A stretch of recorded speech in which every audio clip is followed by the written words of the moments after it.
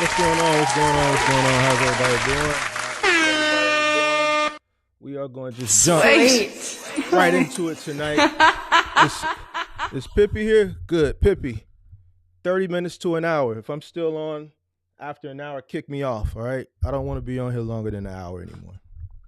All right. 30 minutes to an hour. When it gets 59 minutes, if I'm still on here, spam the chat and kick me off, all right? Please. All right.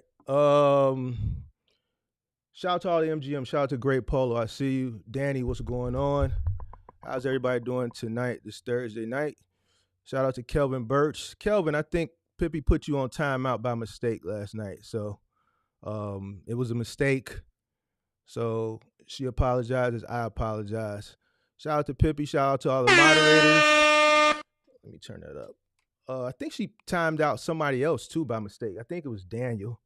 But I think Daniel stuck around. I think I seen him towards the latter part of the chat. Shout out to Ken STL in the building. What's going on? Bubble Photography. Shout out to South Carolina. What's going on? Big Herm. Great Polo. Let me see. Who else we got? Spoken. Shout out to Michigan. Detroit in the building. Shout out to our first cousin, Detroit. Steve Rosenthal. What's up, Mark? Glad to finally be a member out here. Out here is the Northeast. Shout out to Steve Rosenthal. Shout out to all the MGMs. Shout out to Barbara Lee. What's going on? ATL in the building. Cleveland in the building. Shout out to SD Walk. Big Hearn. What's up? Shout out to A to the K. Chicago representing. You already know what Chicago get. I hope your speakers wasn't up too loud. Shout out to Cons Logistics, Janesville, Wisconsin. Derek Evans, what up? Shout out to our other cousin, our sister city to the north, Milwaukee. What's going on up there? Paul Smith, what up? What up? What up? Shout out to Vaughn. Paul Smith representing Jersey. Back at it. Mark, you said if you do news podcast, it will go viral, and it did. Yeah, you know what I'm saying? I guess I kind of found my niche. I guess I can talk about that real quick. It's kind of interesting to me, you know what I'm saying? Because now I'm in a dilemma, you know what I'm saying? I mean, a lot of people have told me, and a lot of people have been advocating for me to talk about other stuff, right?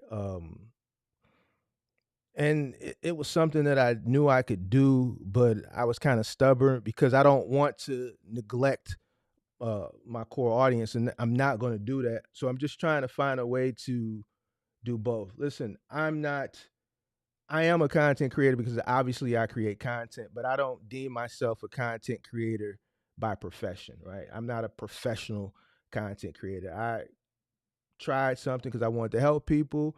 Obviously people liked what I was doing because I was helping people. The channel grew and it continues to grow, so I continue to do it. But I'm not a professional content creator. I do it because I enjoy doing it. So I was talking to Axel, and what I'm going to do is I am going to throw my hand in the pot of doing additional content that may not be trucking related. And what I'm going to do is I'm going to just put it in a playlist, right? Hopefully it doesn't confuse the algorithm, but I'm not going to set up 2 and 3 different channels and all that type of stuff and manage 2, 3. Listen, I'm not going to do that, all right? So I'm going to create a playlist, which I already did, called culture, current events, culture, and politics. And when I want to talk about things outside of trucking, I'll just put that into that playlist category. And then we'll just go from there. But shout out to you. Art, what's going on? Shout out to Pittsburgh, St. Louis in the building. Pippi said I had an malfunction, or did you mean a intuition last night, maybe? My little girl spilled an malfunction. My little girl spilled a glass of water all over malfunction. My little girl spilled a glass of water all over the table, was holding the phone in one hand and trying to catch the water. Oh, so you timed out a bunch of people by mistake. Yeah, I was wondering why you timed out all those people, and those were all members, and those guys, they don't cause any trouble. So I figured it was by by mistake. Uh let's see. People say I have always liked you and Axel together, actually, kind of like the odd couple. Yeah, I mean, we come from two different backgrounds, so we can kind of talk about current events and maybe topics that you know, a lot of people may not want to tackle from two different perspectives. Monday night, I didn't expect that. I didn't expect Monday night. You know what I'm saying? Last night, I expected it, but I knew it wasn't going to do what Monday night did. Monday night was just something I totally just did not expect. So, uh, you said what was up with Axel last night? He was laid back. Yeah, I mean, you, I guess you kind of get him going, but I guess last night he was kind of chill. He had a cigarette in his hand, so I guess his cigarette calms him down. So maybe when we see Axel and he comes up, maybe you should make sure he has a cigarette in his hand. Hey Mark, was the last two lives was the highest views you ever had? Those were the highest views I've ever had that quick. I actually have some videos that have over there. I got a video I think that's at 100 views, 100,000 views, but 30,000 views in less than 24 hours. That was pretty big. 700 people while I was live. Obviously, that was the most I've ever had. Like I didn't expect it. 700 people was a lot, you know. So yeah. Um, Let me see here. AT&T phones were down in my area after your app money. So yeah, I have AT&T. I was down. I think it started like 3:30 this morning. I didn't get back online. My phones didn't get back online until about one maybe this afternoon. I actually did a live stream this morning. Wi-Fi was fine, so I was live streaming this morning in the members only, and my phones were down. So, uh, and you know what? I guess that's gonna. I'm gonna kind of correlate that with what I'm going to talk about tonight, because I think that whole like I have my speculations on certain things, but you know, I guess I will. I'll chime in on that. So, uh, did you buy promo on the Trump live? That was dope. No, I just think it was.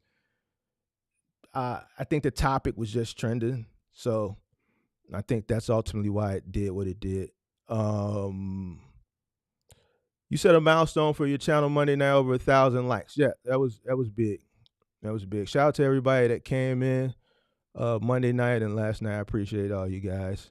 Appreciate you guys for rocking with me for the past going on 2 years. It'll be 2 years this April.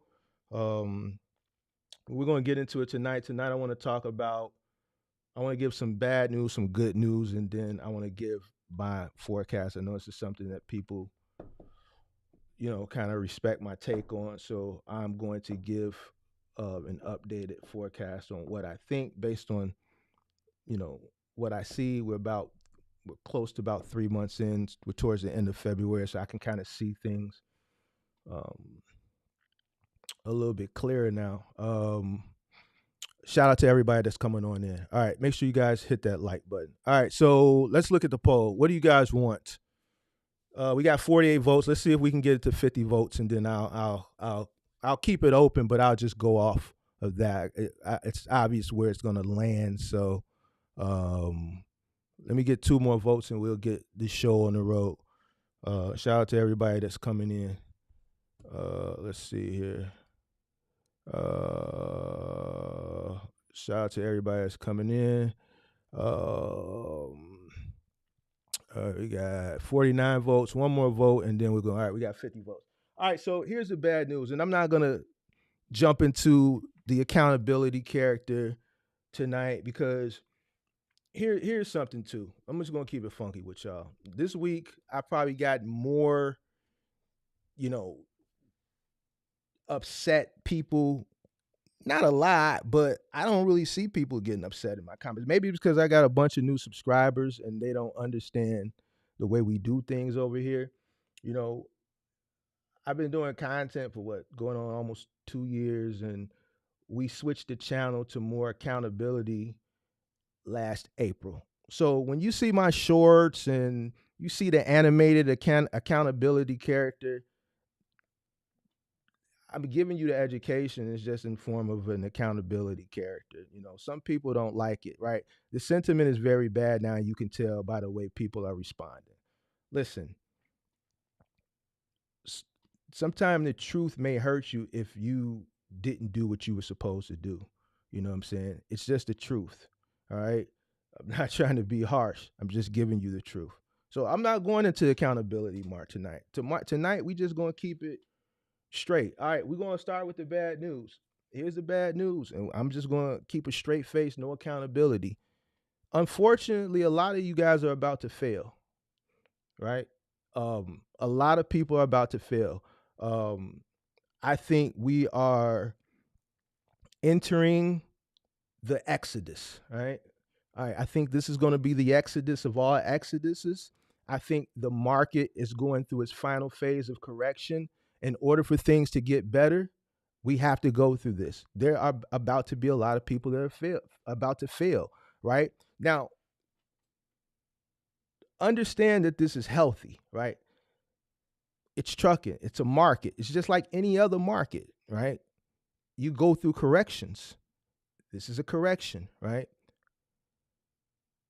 In order for things to get better, the capacity has to go down, right? What is the capacity? It's the supply. There's just still too much supply, right? Now, here's where I will give kudos to unfortunate, and it is unfortunate, right? But here's where I'll give kudos. I'm being nice tonight. I'm not going to jump into the accountability mark, all right? Here's where I'll give kudos to the unfortunate people that are on the brink of failure. Out of all the people that came in during the pandemic, whether you came in the right way or you came in the wrong way, you are the strongest of them, right? A lot of people failed in 2022. They failed as soon as the market started to correct itself, and we've gone through a long correction, right? It's similar to a bear market in the stock market or the crypto market. This is the bear market, right? The bull market was during the pandemic, right? So a lot of people failed immediately as soon as the correction started. Those were the weakest of the weak. Capacity dropped last year. More people failed last year, right? There is about to be a huge exodus. And this is, I would consider, the strongest of the people who are, came in during the pandemic, right? So you can't applaud yourself. You hung on for a long time. But the truth is, capacity has to lower for things to get better. Right? That's the unfortunate thing. A seasoned trucker who's just kind of waiting things out, who's not on the brink of failure, they want you to fail.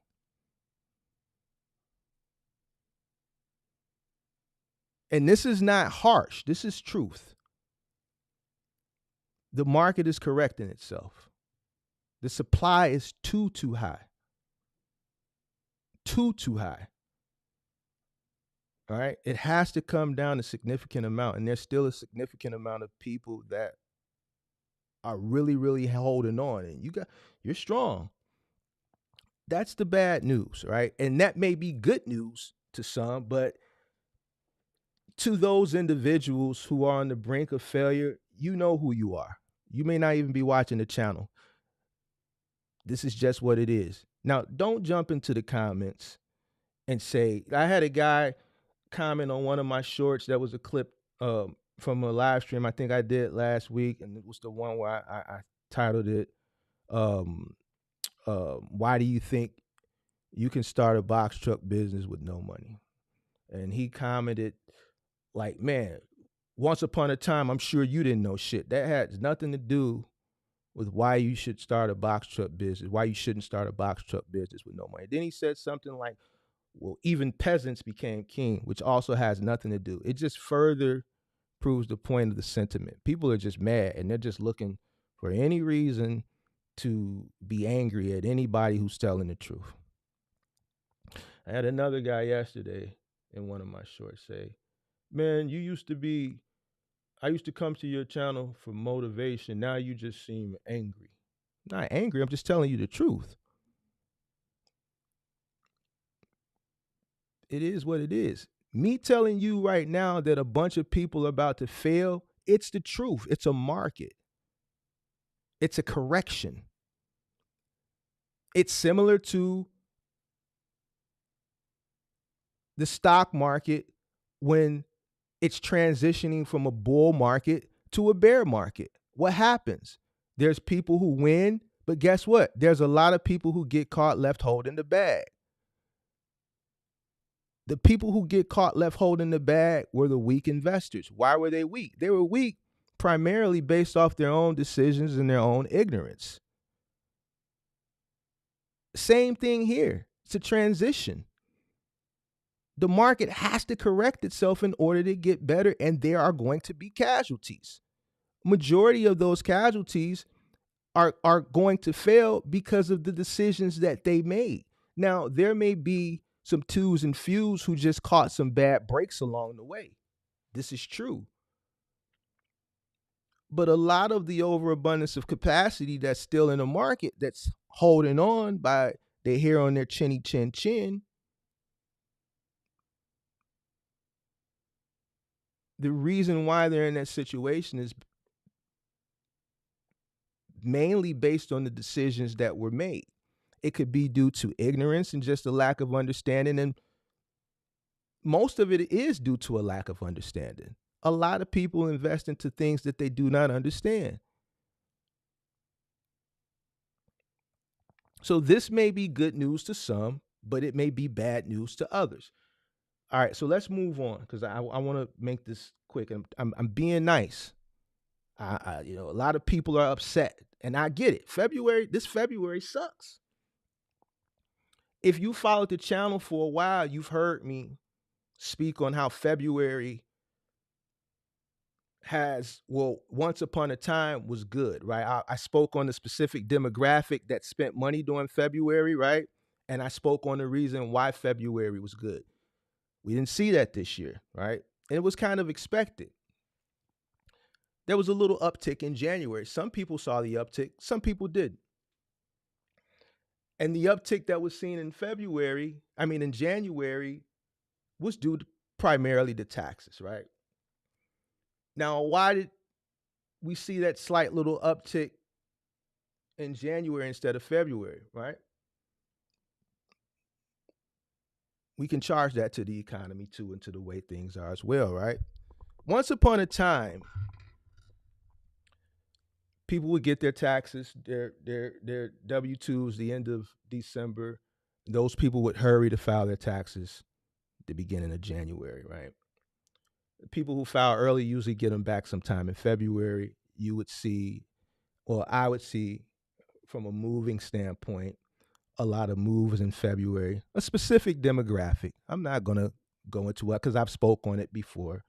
And you would see an uptick in furniture sales from furniture stores because when said demographic moves because they have an infusion of cash so they can pay first, last, and security deposit, they also invest into new furniture. Saw that last month, right? Why? A lot of people just don't have the money. So what happened this year in comparison to years prior, we're not using the pandemic because the pandemic was just not reality, right? January and February of 2022, you saw astronomical volume, right? But that was due to that second wave of stimulus and second wave of PPP, right? Let's compare 2019 and prior, all right? Let's use real case scenarios, right? February would be pretty busy, all right? Because of where we at right now in the economy, we have the credit card deficit the highest it's ever been. People don't have money. A lot of people filed their taxes rapid. They paid the fee to get them back damn near instantly. So that's why it was a slight little uptick in January that gave people some type of faith and hope, right? That money has already came and gone. And that's why February is so bad. All right. Now, here's the good news. Here's the good news. Jerome Powell, which is the head of the Fed, promised 3/4 cuts in the interest rates, right? Obviously, that's a good thing, right? Right. What he didn't say back in December is when they would do it, right? It could be any time. It could be tomorrow. It could be next week. It could be next month. It could be the end of the year, right? Something he said recently, they said recently, they need more good news, right?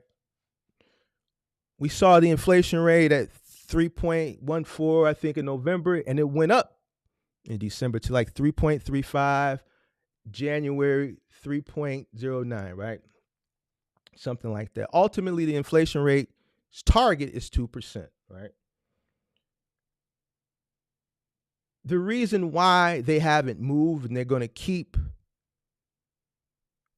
the interest rates where they're at is because people are spending money. Believe it or not, as broke as people claim to be, as broke as we see people are doing whatever to get excess money to spend it. Now, we've talked about this before. They're not spending it on the things that you would need them to spend it on, right? As a box truck or a trucker, which is goods, right? You can't move experience in your box truck or in your cargo van or in your semi truck. This is where the money is being spent at. All right. The consumer goods that are doing good are things like cosmetics, right? Why are cosmetics doing good? Because women got to look good when they go out on their dates to these fancy dinners where the money is being spent at. So if you go into Sephora and things like that, you see people in there spending money. Ultimately, you need people to spend money on goods. The momentum needs to switch from services to goods. Now, here's the good news. He promised us this, right? Whenever that day comes where they announce a 0.25% cut in rates, it's going to do something, right? It's going to bring hope. It's going to bring good news. And usually when good news comes, people get excited, right? I can guarantee you that day when it's announced, if it's a red day in the stock market, it's going to turn green. If it's already a green day, it's going to get greener. And more importantly, people who have money that have been holding on to it are going to feel a little bit more comfortable spending it. And other people are going to feel more comfortable taking a risk on spending money as well. Because it shows a positive sign that things are going in a positive direction. Now, here's a twist. And this is just me, right? And I told you last year I thought the whole year was going to be dismal, which it was, and that professional analysts, primarily FreightWaves, said the second half of last year was going to be good. And I said it wasn't, and it wasn't. I always go off the sentiment and the buying behavior of the consumer. The buying behavior of the consumer is never going to lie to you. It's just not going to lie to you. Here's where I see a twist. If Jerome Powell does what he said he's going to do, that first lowering of 0.025 is going to push things in a positive momentum, right? You're going to see an upward trajectory. I think it's going to be short lived. I think it's going to be short lived. I think it's going to be a short lived positive momentum, right? And I'm basing that off just current events. There's a lot of things going on in the world right now that are just not good for the economy. They're not good for investment. And certain events can create FUD, FUD, which is fear, uncertainty, and doubt. This election is probably going to be one of the most important elections that we've ever seen.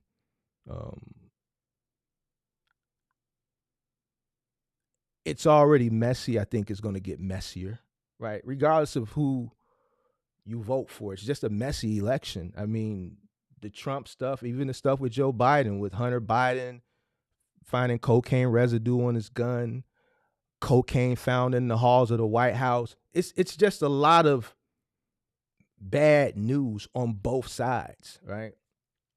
Regardless of how you may feel towards one party, bad news is just bad news, and it's never good for the economy. It's not good for investment, and it puts FUD out in the air, which is fear, uncertainty, and doubt. And when there's fear, uncertainty, and doubt, people don't spend money. You ultimately need people to spend money on goods, and you need supply to come down.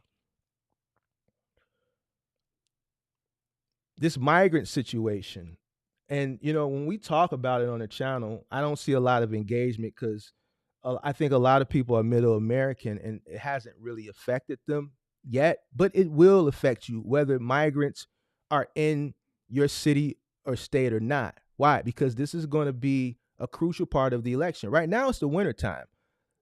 Most of the places where these migrants are at are in cold markets. New York, Chicago, right? What I see is what you may not see. What's going on in New York hasn't really happened here yet as far as the sentiment of the migrants. As soon as it gets warm, they're going to turn up. They didn't turn up last year because they were feeling their way through. But whatever it was that they were promised, they're not getting it. So they're rebelling, and they're in survival mode. And they come from a warm climate, so they're hibernating right now. But you can see in New York, there's an uprising, they're organizing.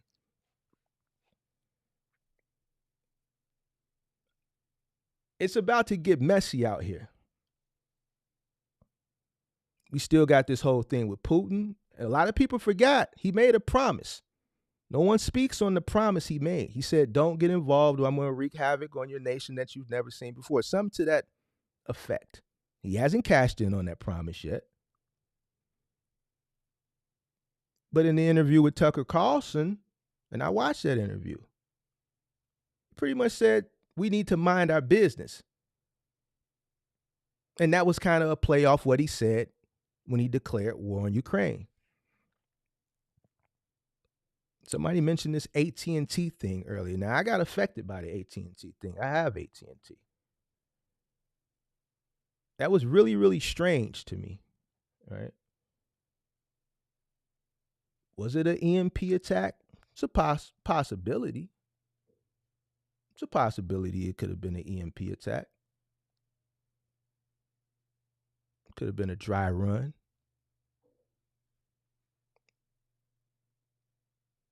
It wasn't normal. It's never happened before. We're talking about AT&T. Company has been around for years, for damn near the whole network to get knocked off.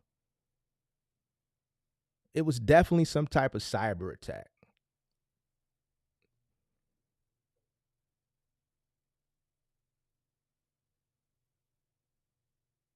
They're not talking about it. My phone said SOS. I've never seen SOS on my phone. Couldn't even call 911.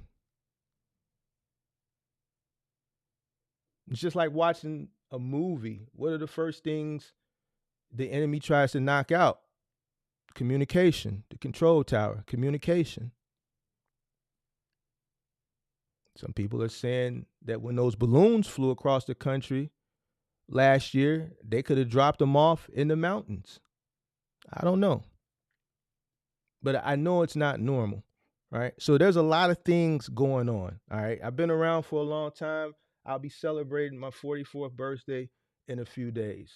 Um, I've seen a lot of stuff in my time. Something definitely doesn't feel right. I pray to God that everything goes well, but something doesn't feel right. This election will get messy, right? But who's to say that some type of catastrophic event doesn't happen before that? I don't know. Something just doesn't feel right to me. And if something does happen, what happens? The market drives down, and it puts us back into puts us in a negative trajectory, right? People hold on to their cash. They don't spend. Just it's a negative sentiment on things, right? The election definitely will impact everything, right? Because people want to see ultimately who wins, right? And ultimately, that's why I think that if Jerome Powell does lower the rates, because he promised, that's going to give us some positive momentum. But ultimately, I think it's going to be short lived. So I'm saying that to say this: don't get too excited. If you do see some upward trajectory, take advantage of the situation. Don't be lazy. Make all the money that you can. Don't go spend it. Sock it away, because towards the end of this year, if you have a good summer, towards the end of Q3, Q4, it may go back in a downward trajectory. All right. Regardless of, and I see Shadow X's message, and like I said prior, whatever your take is, that doesn't really matter. What matters is there is an election, and usually when there's an election, there's a lot of FUD. You can go do the research yourself. You can go do the research yourself. All right. So I think there will be some good momentum at some point during this year. Now, the only way we don't see that is if Jerome Powell happens to lower the interest rates latter part of Q3, Q4, right? Because then that takes us into November 8th or whatever day the election is. If he does it sometime in Q2, that gives you spring and summer to run off that positive momentum. God willing, we don't have any catastrophic events. Right? But when it gets closer to the election, you may see things start to dry up.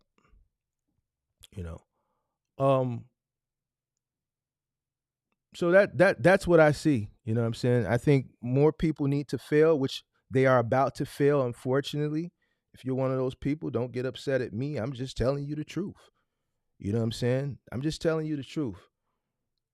It's a market, and just like any other market, it has to go through a correction. And it is what it is. All right? So where am I at, Pippi? 36 minutes? I'm doing good.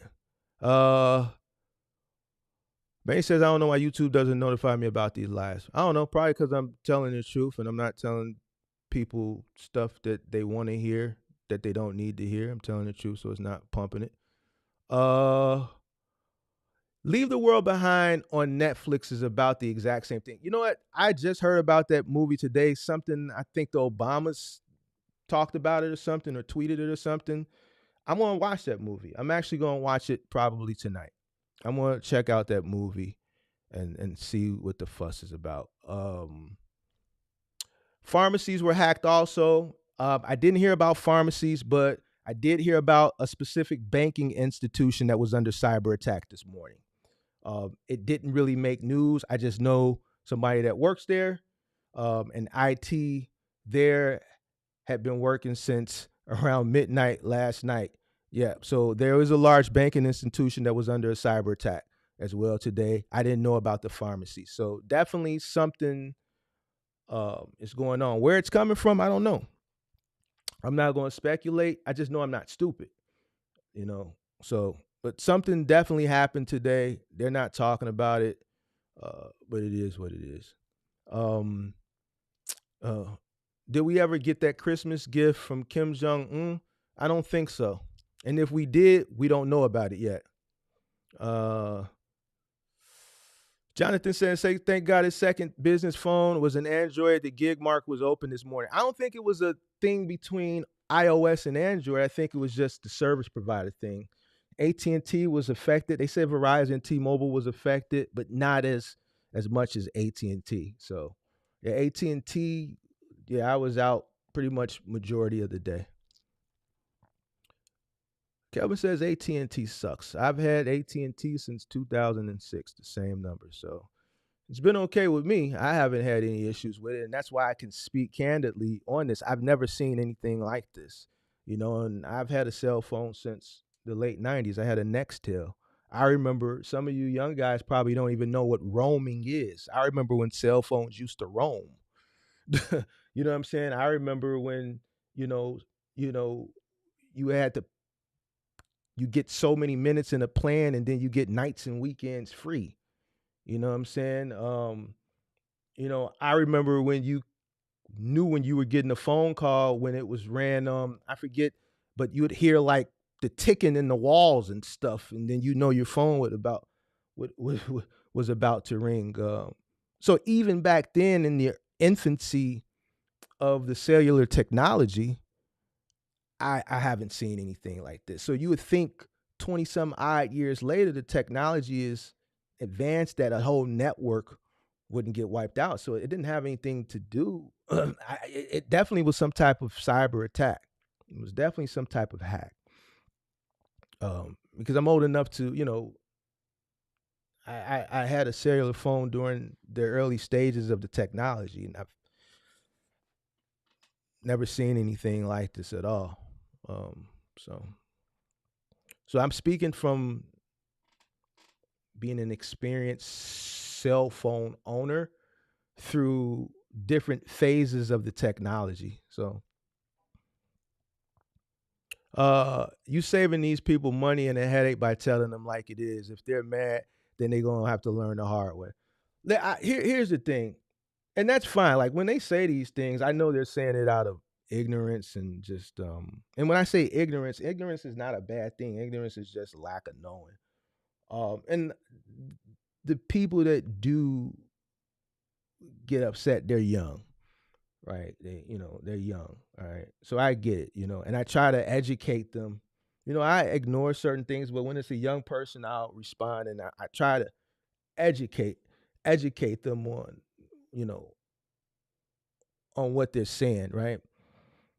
And sometimes a hard head makes a soft behind, as my mama would say. And my grandma, God rest her soul, would say. Sometimes people got to learn the hard way. So I understand that if something sounds too good to be true, it probably is. So if I say something in a video and I cut the short out, the guy I talked about, $5,000 is just not enough to start a box truck business. And the guy said in the comment that it's negative, and, why would you say something like that to that aspect? And, if a person invests and they fail, then at least they learn from their mistakes. And to me, that's an ignorant thought process. Like, if I know that $5,000 in today's time is not enough to start a business, why would I allow you to fail? Why would you want to still invest and say, well, at least I tried and at least I learned from my mistakes. That's ignorant. The whole purpose of me doing this channel was to help people and prevent you from failing.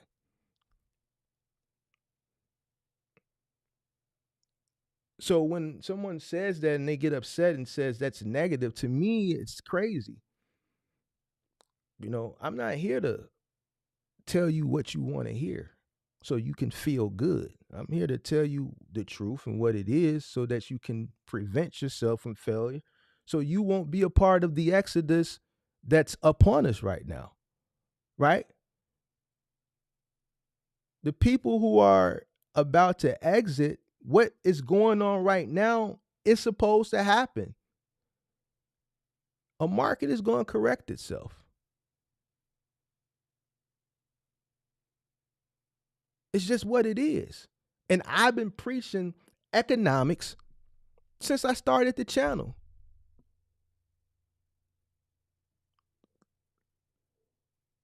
And these fundamentals are still proven true today, regardless of what people say.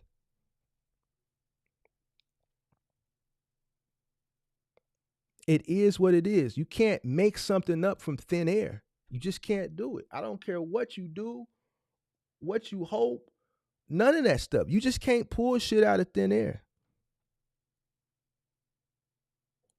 Capacity has to come down, which means the harsh reality is that people have to fail. Capacity is supply, truckload space.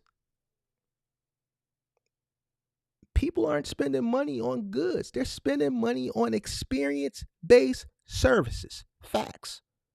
I've been saying this all last year. It still holds true today. For example,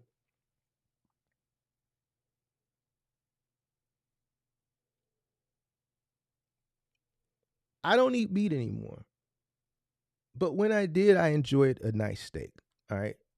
I would go to Gibson's here in Chicago, and a national steak chain is Morton's. All right. When I would go to Morton's, I would get a Cajun ribeye, right? Once upon a time, or let's say Ruth Chris. Once upon a time, prior to the pandemic, it would be tough to get into a Ruth Chris on a Saturday night without reservations. They would turn you away at the door. They even implemented a dress code at the one here in Chicago that's no longer here. The one downtown Chicago left during the pandemic with a bunch of other restaurants. But they would even implemented a dress code to further deter people away. Right? Once upon a time, a good steak, where it was Steak 48, STK, Ruth Chris, Morton's, you name it, Ocean Prime. These were the places to go. You can walk into these places on Saturday night, no reservation, plenty of open seating.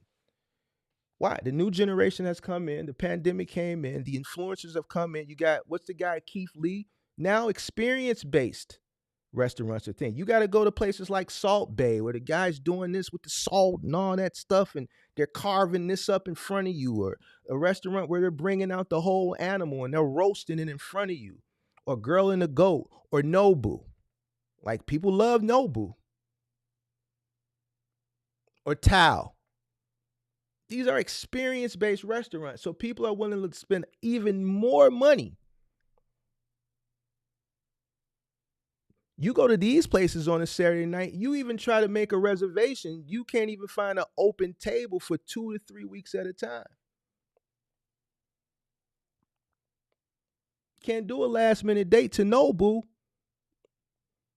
No availability on a Monday night, on a Tuesday night, on a Wednesday night. This is where the money is being spent. The younger generation, the people that are spending money, they want experiences. Why? Because social media. That's where the money is being spent. It's not being spent on goods. The goods that money is being spent on are essentials. We did an experiment. We looked into it last week. Look at the price of cargo vans and look at the price of box trucks. If the demand was lower for cargo vans, then the prices would reflect that. If the demand was high for box trucks, then the prices would reflect that. The answers are in the details. And I'm not putting on the character tonight. I'm not putting on the accountability mark. I'm doing this because people are upset. They're sad. So I'm still giving you the truth, but I'm giving it to you in a monotone format. The truth is in the details. And this is why I can constantly forecast this stuff and it all comes into fruition, because I don't make forecasts off of hope.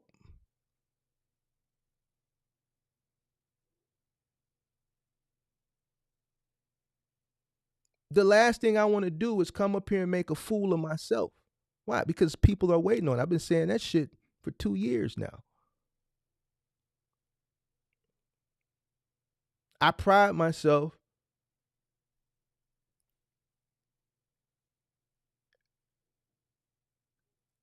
in telling people what they need to know, whether you like it or you don't.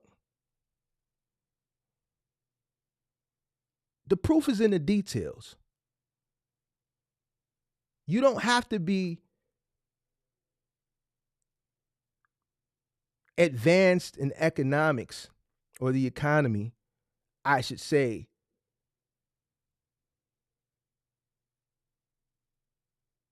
to make logical decisions or use common sense to see what's really going on.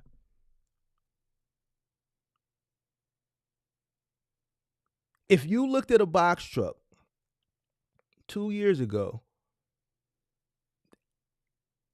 at a spec that you looked at 2 years ago and you look at that same spec today, accounting for depreciation, you see a totally big difference. You see a lot more trucks available at way less than what they were. Common sense would say demand is low.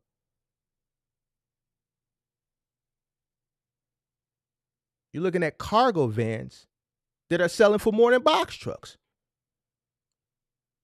And supply is low. Demand is high, supply is low.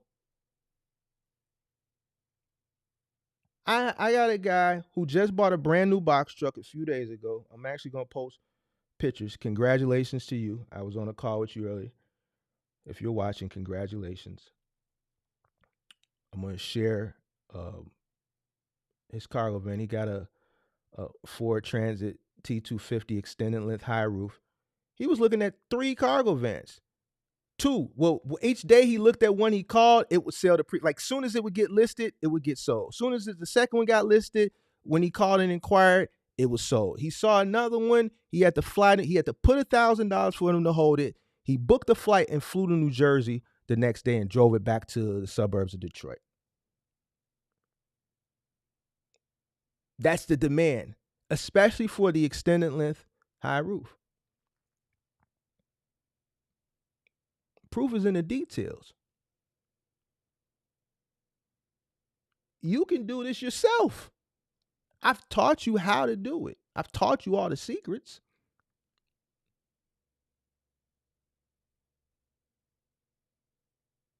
You can't base your decision on starting your business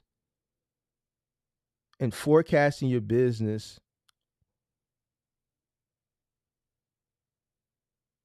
off of things that aren't directly tied to the fundamentals. You forecast your business, you forecast off fundamentals. You're in the goods moving business. It's simple as that. People have to spend money. If people aren't spending money, then there's not going to be anything to move. And you're not the only one in the goods moving business. And that's just the honest to God truth. You got to make better, well-informed decisions. You need to sit down and study the market. And that's just what it is. And this is the nicest way, without any animation, in this difficult time that people are having, that I can tell you. But once again, unfortunately, the exodus is here, and it's healthy. Unfortunately, it's and forgive me for saying this, and I'm being serious. I'm not, I'm really being serious. It's a good thing, right? If you are one of the people who will succumb to the correction, hopefully you learn from your mistakes. You learn from what ultimately took you out, and if you do decide to re-enter, you make sure that you make better, well-informed decisions the next time around. All right. 'Cause it's going to go up and down. You know what I'm saying? When we do go into a more bull freight market, the bear freight market is around the corner. It's not going to be a bull freight market forever. You don't have a bull stock market forever. You don't have a bull crypto market forever. Any industry that has a market, it doesn't stay bullish forever. Nothing lasts forever. Nothing. Just like when it goes into a bearish market, it's not going to stay bearish forever. It's eventually going to go back bull. But you have to be able to withstand the bearish market, and you're setting yourself up for that during the bull market.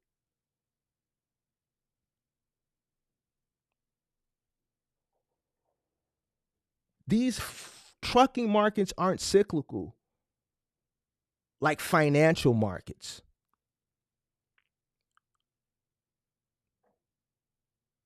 So you have to play them. You have to play any market smart. But what I can tell you from being in both markets is that you have to play this one smarter. At least you understand in a financial market, let's say like crypto, it's cyclical. Every 4 years, you're going into a bull run. This is facts. This has been going on since the first bull market in 2012, 2013, 2017, 2020, 2021. And now here we are 4 years later. We're in the beginning phases of a bull market. Look at the charts.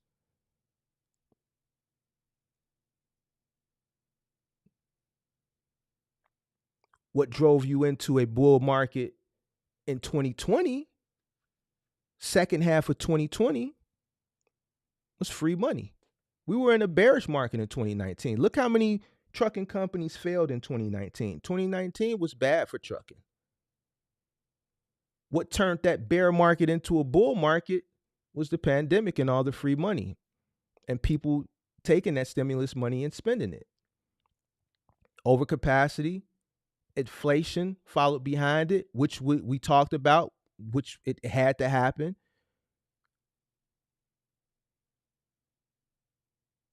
Right? So, yeah.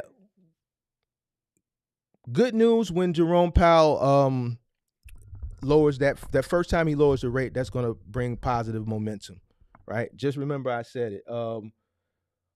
So yeah. The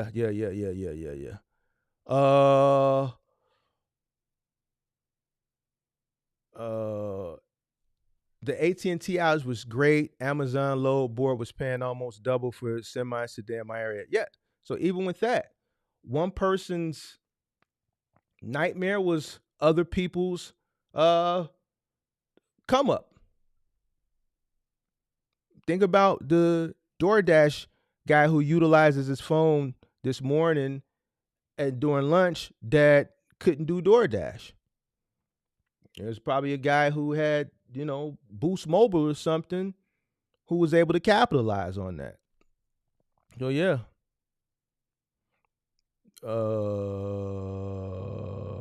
Let me see.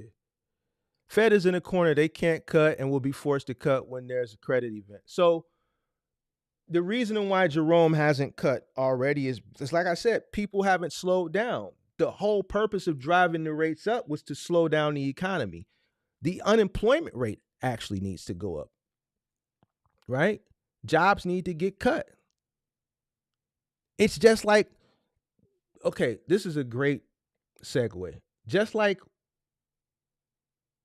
you need the oversupply of capacity to fail in order to make things better, same way in the economy, right? In order for the Feds to have a positive signal to cut rates, they need to see more people failing. They need to see people spending less money. They need the unemployment rate to go up. The whole purpose of rising the rates was to curb the market, to slow down spending, to ultimately drive the inflation rate back down to 2%. At one point, it reached damn near 9%.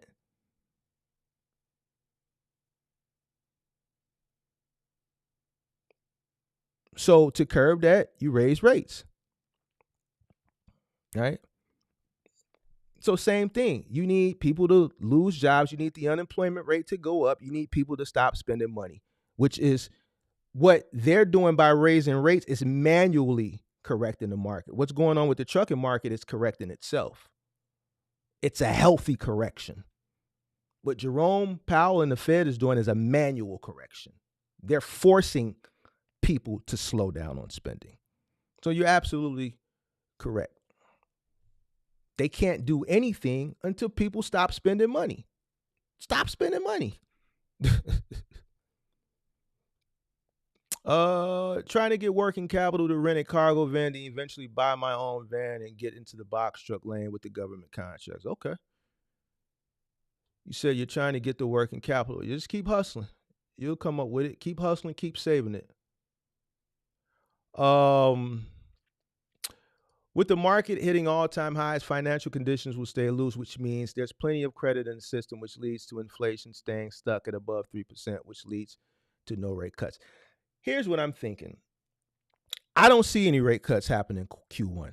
I can't really speak for Q2. I got to kind of wait and see. Man, to be honest with you, I don't really know. Listen, I don't see people slowing down spending. People are finding a way to make money, go spend it on stuff that they want to spend it on. All right. Whether they're taking out a second job, whether they're, working a career and doing gigs. I had somebody deliver something to me in a Benz. So people are doing whatever they need to do to make ends meet with the inflation that's going on, and to be able to still, go to these fancy dinners, take these trips, and go to the club and pop 1942. All right. So they making a way out of no way, which is ultimately why he hasn't lowered the rates. All right. You messaged me on Insta. You want to start with your cop, man. My Instagram is flooded, man. I respond to as many people as I can in a day. Just be patient with me. Be patient with me. Paul Smith said brand new. Dang, Paul Smith, you're not brand new. I've seen you in the live streams for a minute. Unless you're not talking to me, you may be talking to someone else.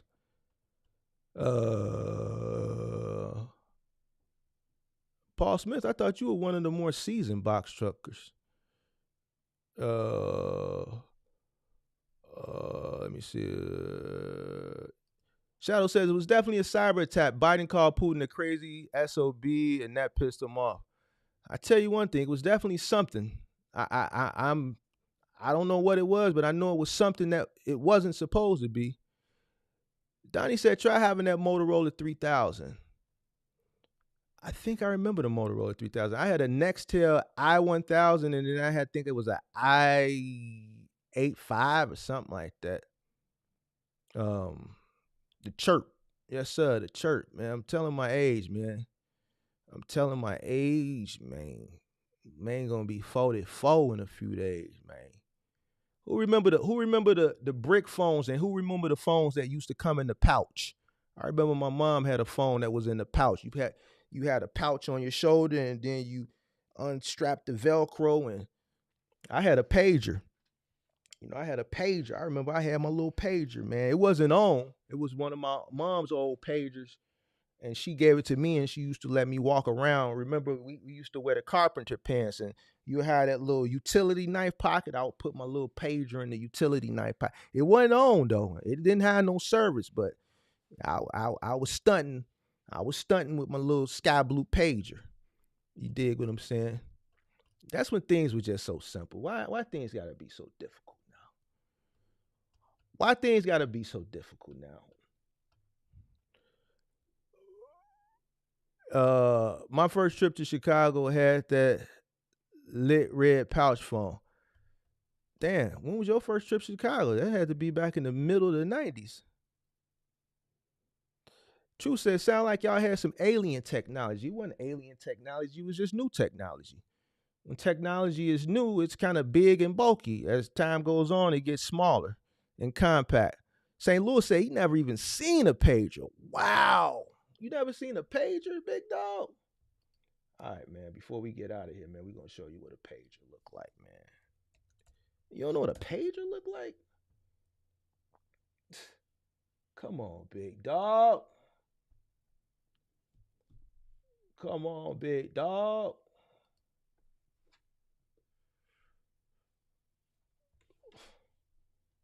This was a SkyTel. I had this pager. This was the lower budget SkyTel two-way pager. So this was the first one I got. But a typical pager back in the day was like this. This is the one I had, or like this. I had a sky blue one, or like this one over here. Oh. Somebody would call you. They would pick up, so the pager would have a phone number, and they would call that number, and then they would put the number in that you would want to call it back. It would beep. You would look at it like that, and then you would go to a payphone. Do you know what a payphone is? See, some of y'all probably y'all probably don't know what a payphone is. Then you will go to the payphone. You'll look at your pager like that. You put the phone up like that. You'll put your quarter in, and you'll go 1555. You gotta do it like this. 5555. You put the phone. Then if they put a code in like 911 after, that means it's emergency. Man, somebody page mark 911. That was a pager. That's how you utilize the pager, big dog. You That's a pager, big dog. Vontae said he had a wood grain pager. I had that's the pager I had, the see through sky blue pager. That was my mama's pager before she got the cell phone, and she let me walk around with it. It wasn't on though. I was just stunned with it. I was just stunned with it. I was too young. I just told you how it worked. You're looking to get started with your car with small parcels, small deliveries. Can't really go the medical route because my background has been really hard. Find good work with a bad background. Go to T Force. Go to T Force. Go to US Pack. Go to one of those two. T Force or US Pack.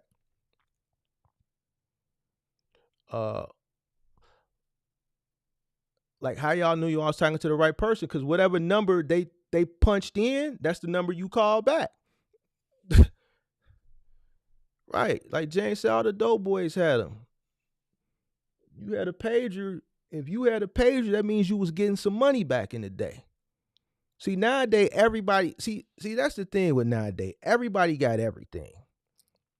That's what kind of takes the fun away from stuff. See, back then, you could look at a person and say, they get money. If they had a pager, they had a big dookie rope, they had on the fresh damage or some used. If they had like a used outfit or a damaged outfit, or maybe like some slick overalls or like a cross colors outfit with a pager and like a brick phone.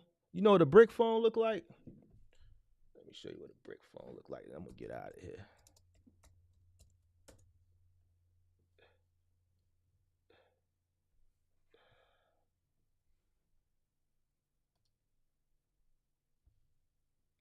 That's a brick phone. All right, these is brick phones. That's a brick phone. These were some of the first phones. If you had a brick phone and a pager, what? This was the first cellular phone, big dog. What are you talking about? If you had that, you was getting money back in the day. You ain't never watched New Jack City? Truth, you ain't never watched New Jack City? Come on, man.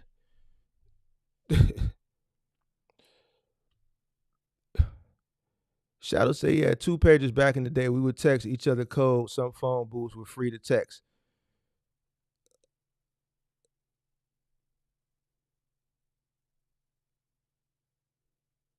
Pippi said when she came to Chicago back in the 90s, she came up here to see some friends. She said she rented that cell phone for the trip. Back then, you could rent a cell phone. You could rent a cell phone. SD Walk said that's where 304 and 143 started. Yep, that's where those codes started from. D. Jenkins said, remember when the payphones went from 35 cents to 50 cents? I remember when it was a quarter.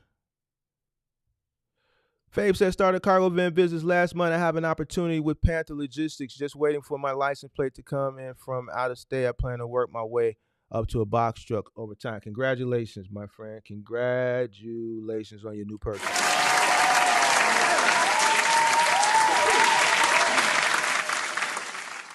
Shadow X put in the code for hello. You could tell Shadow X's age.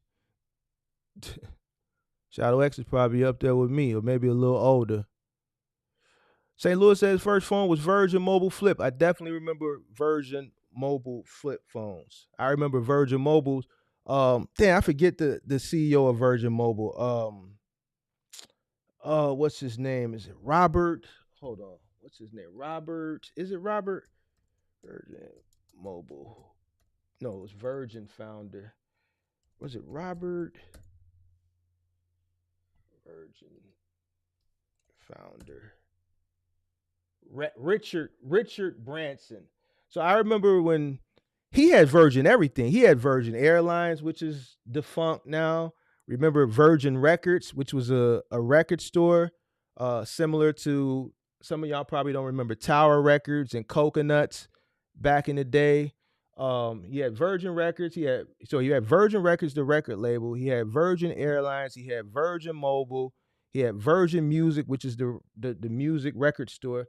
Yeah, he was a big time entrepreneur, and a lot of those businesses are now defunct, right? Obviously, there are no more record stores. I think Janet Jackson was once signed to his label, Virgin, but I think Atlantic absorbed Virgin. Virgin Airlines is no longer. So yeah, a lot of his investments are now defunct. But yeah, Richard Branson was once a hell of an entrepreneur. Just a lot of his businesses faded away.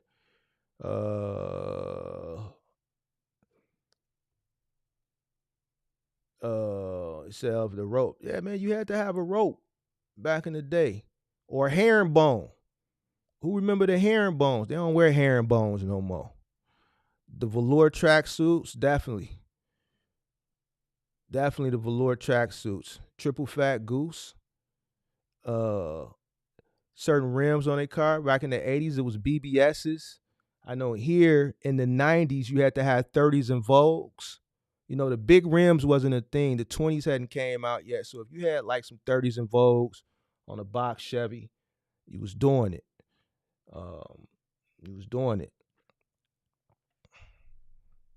Hey man, y'all making me go back down memory lane, man. You said, all right, you gonna sign up tomorrow. I'm going to follow what you say and take action on. All right, man. Let me know. Keep me updated. Paul Smith said only doctors had those. Doctors still run around with pagers. I still see some doctors with pagers. First cell phone, you had to carry the battery pack on your shoulder. Yeah, the pouch. D Jenkins said he always wore Nietzsche. So you talking later 90s, early 2000s. See, before then, in the late 80s, early 90s, you had to have that Fila.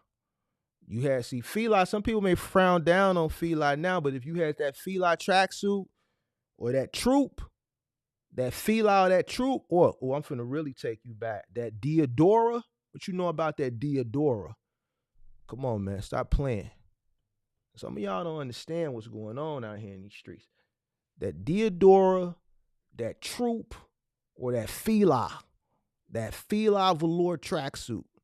Salesman says, "Good evening, Mark. Hope all is well. Which company would you give me a chance? Which company would give me a chance right off the bat with a 16-footer? I wouldn't mind local routes plus additional side gigs. Hit up US Pack. Hit up US Pack and hit up Select Express. US Pack, Select Express, and you can try Capstone. Capstone got a 16-foot opportunity right now for Staples. T-Force is going to make you have 6 months. So Capstone, US Pack, Select Express. See if Select Express got a one-man route. It's highly unlikely. Damn, sorry, not Select Express. They got bought out by AIT. So AIT, you can see if they have a one-man opportunity. It's highly unlikely. If not, then go to Capstone and or US Pack.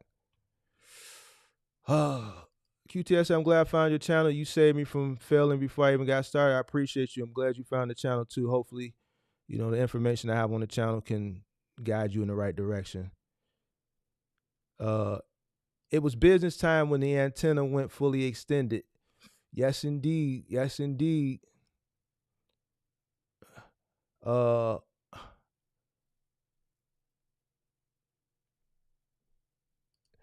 You talking about in Cali? I heard about it. I'm not too familiar with it.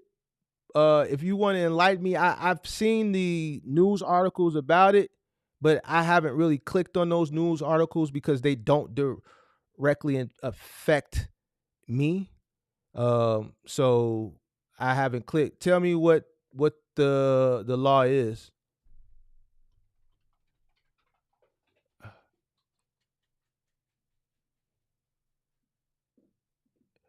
You say Big Vice made a good point.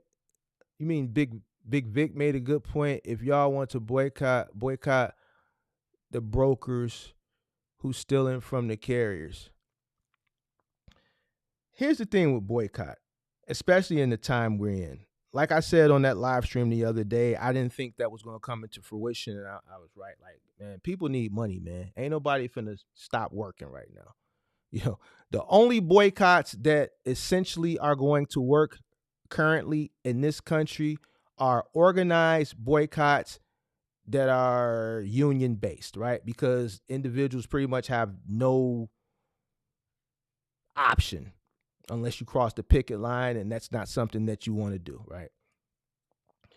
Especially when people are fighting, not getting paid or getting strike pay, and you cross the picket line, and then ultimately after all their hard work and sacrifice, you're going to benefit while these other people, were not getting paid to, make change, right?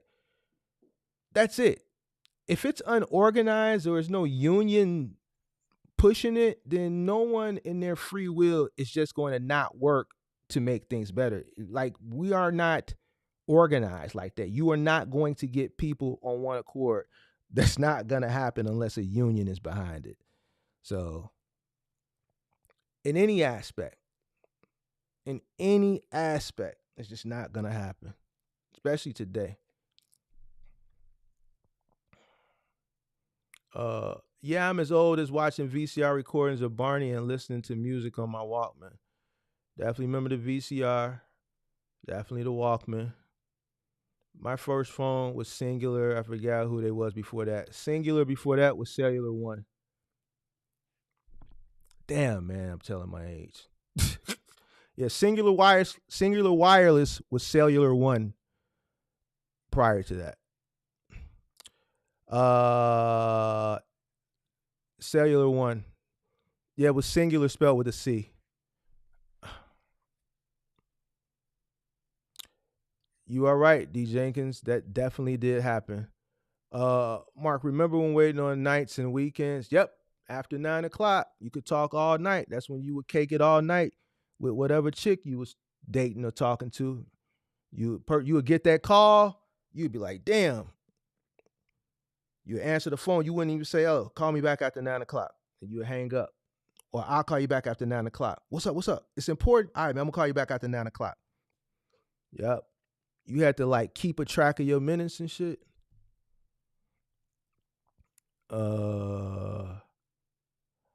Can you drop that video about how to set up Thumbtack? I did that live stream months ago. I got 2 or 3 videos on Thumbtack strategy.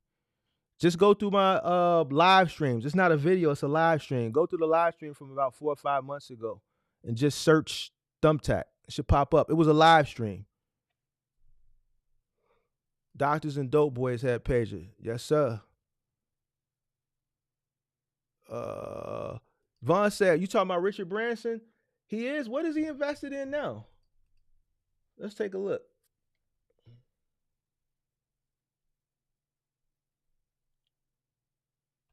What is the Virgin Group invested in now?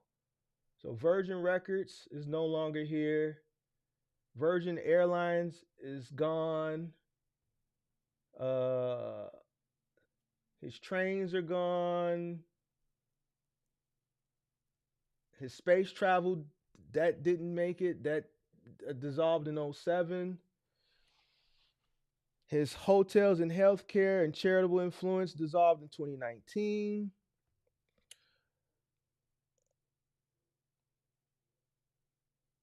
Oh, well, he's been struggling with COVID since 2020 to present. COVID-19 difficulties.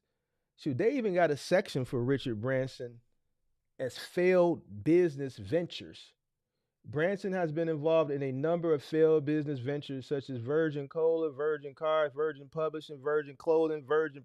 I told y'all he had a lot of business. Like at one time in the 90s, you would just see Virgin everywhere. However, Branson holds an optimistic view on failure. He has written, I suppose, the secret to bouncing back is not only to be unafraid of failures, but to use them as motivational and learn tools. I guess that's what that guy was trying to tell me earlier. But here's the difference between a person like Richard Branson and a person who doesn't have the money that Richard Branson or the resources that Richard Branson has. Richard Branson has resources, so he can fail and start like that. So there's nothing wrong with making mistakes as long as you don't make the same ones over and over and over again. And that's true. But Richard Branson is an individual like Trump, for instance. They can start a business. Trump can start the Taj Mahal. And if it fails, it's no big deal because he has resources.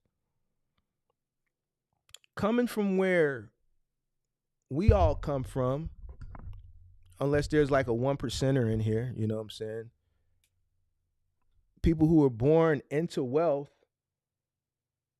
you may only have one opportunity. And that one opportunity, that one shot that you have, everything that you sacrifice to start, you may not get that chance again. It might have cost you an arm and a leg to come up with the capital to start then. So you have to be mindful of that. Like, I like listening to these multi-rich people too, but then I have to put things into perspective that their reality is not my reality.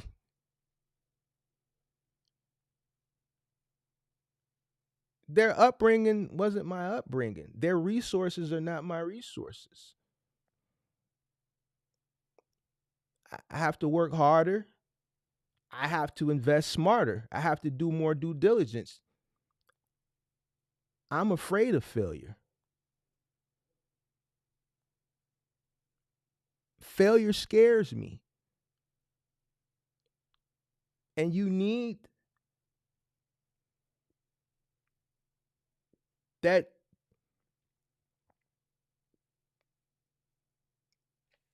being afraid, it increases your awareness, right? It also increases your drive. right? To prevent failing. So it forces you to do everything that you're supposed to do to prevent it. So failure is a good thing, but not in a way that the super duper, like, I don't look at things like that. If I invest into something, I invest everything I have into something and I fail, I'm screwed. Like, I don't have a rich daddy. I don't have a rich grandpappy. I don't come from a family who I can borrow based off my last name, like Kennedy, like Rockefeller, like Rothschild, like DuPont. I don't have one of those last names, so no, I don't. Failure keeps me sharp. So, so to work at T Force Global US Pat, do I need a DOT number? I have a public. Do you have a? Do you have a? Are you here? Are you in Chicago? Are you in Illinois? You got an ICC number, Illinois Commerce Commission number? And what type of vehicle are you using? Uh, D. Jenkins says his cousin had 87 Jetta. Jettas back in the 80s, 90s was the shit.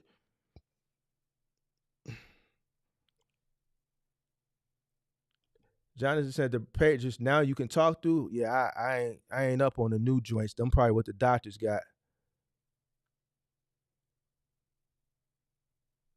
You do need a DOT number if you're running with T Force. Now, if you're running with your car, I don't know. I've never ran with T Force with my car. But if you're running a commercial vehicle, yeah. They may treat e-commerce in your personal vehicle a little bit different. I'm not sure. I never ran in my car. Kobe said Nautica. Yeah, Nautica. I wore a lot of Nautica in high school. Nautica, Tommy Hilfiger.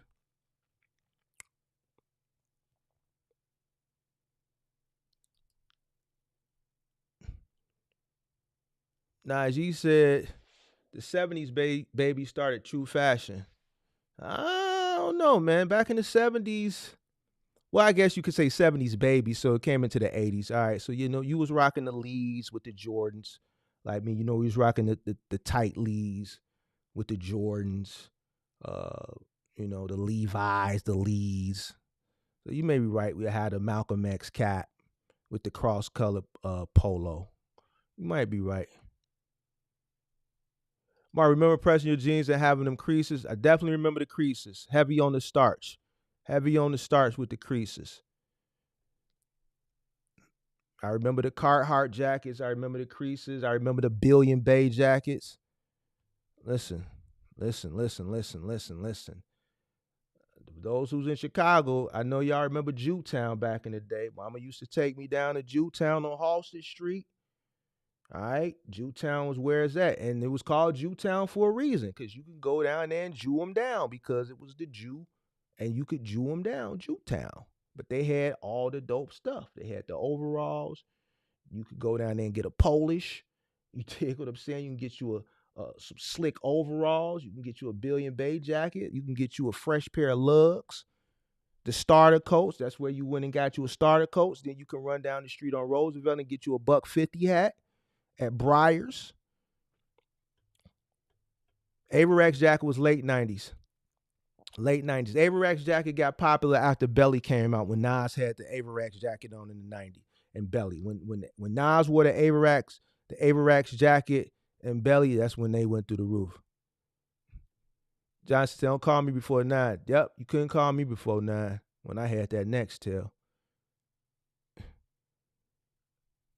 What's supposed to go country ride on March 11th? Y'all talk about that gig thing. I ain't hip. See, I got to look into that because it don't directly affect me. So I'll look into that gig thing and then I'll have more information on it next time I do a live. Uh, uh,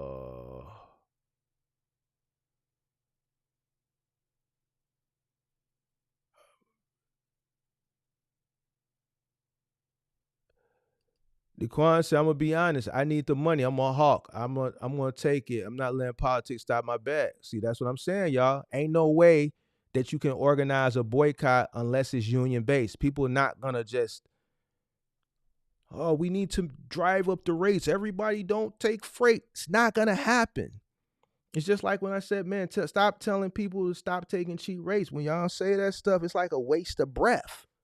But when I first started telling people that, oh man, the hate I would get, the negative comments, and now notice, people was like, damn, you don't hear no people saying that no more. You know why? Because people gonna take whatever they feel like they need to take for their own personal reasons. Whether they're taking it ignorantly, whether they take it without knowing their cost per mile, whatever. Listen, their camaraderie of old is no longer. It's never coming back. It's all listen. More facts. Now I gotta remember I'm monotone. We're not going accountability mark tonight. It's every man for themselves out here. If y'all haven't noticed, it's every man for themselves. The next person could give a damn about what you would consider good rates or bad rates, or, you know, we need to stick together and I'm not going to run because I want to be unified and we have to really stick it to these guys and show them who we are and we control this. Without us, then nothing's going to move. Like, you're never going to see that. Like back in the 70s, yeah. Maybe back in the 80s, yeah.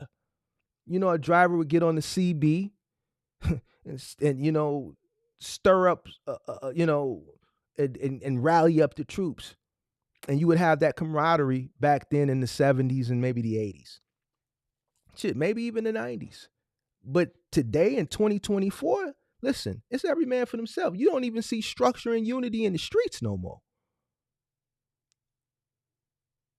When is the last time you seen someone that can really rally up people? You used to see that back in the 60s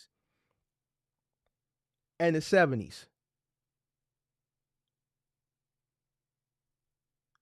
They still ain't found Jimmy Hoffa. Like, if y'all had Jimmy Hoffa, if they found Jimmy Hoffa, and this ain't funny, what Jimmy Hoffa was able to do back in the day, he wouldn't be able to do that now.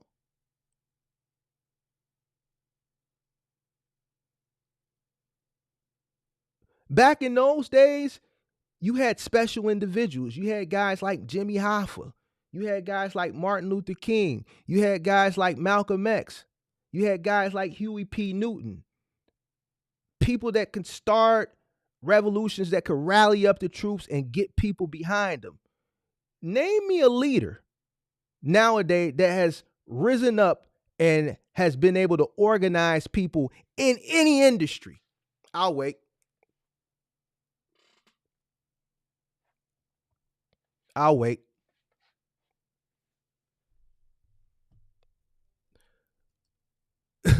The last leader that I can think of offhand that still exists, that has a huge following, okay, Trump, Mandela, that I can think that has a huge following is Farrakhan.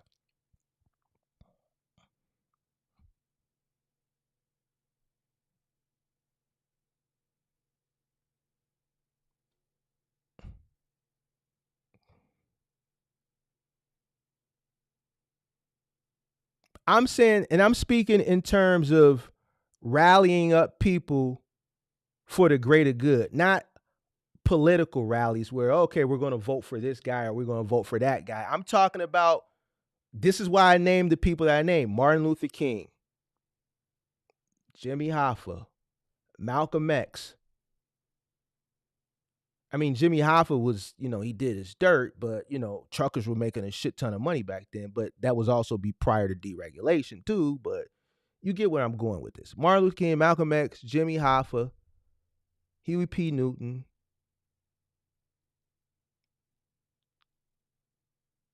Name me someone that has started an organization recently in the past 10 years that has risen from nothing to building and not a social media influencer. I'm talking about a real leader in comparison to these people. Listen, if they let Larry Hoover back out, do you think he would be able to organize the GDs that's on the street? If they let Jeff Ford out, do you think he would be able to organize the Blackstones that's on the street? If they found Jimmy Hoffa, do you think he would be able to organize truckers union to fight for better rates and stuff? Man, ain't nobody finna honor none of that no more. Ain't no structure in no industry no more. It's people out for themselves. People ain't trying to hear none of that no more. Those days of, fight the power, that shit is over with. Ain't nobody walking around with red, black, and green and X caps anymore. And we ain't here no more. Self-destruction. We're headed for self-destruction. We not here no more. Self-destruction. We're headed for self-destruction. We not there no more. That's not where we at no more in society. We in a society where it's every man for themselves.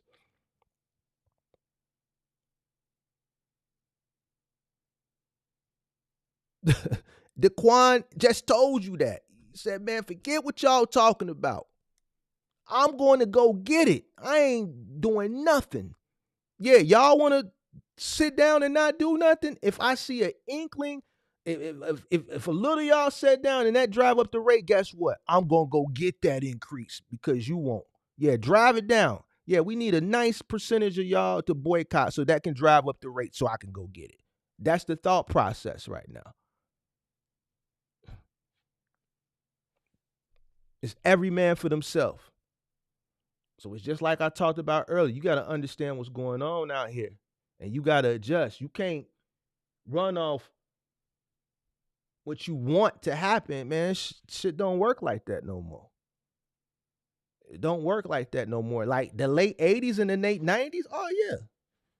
The 80s, the 70s, yeah. Not no more.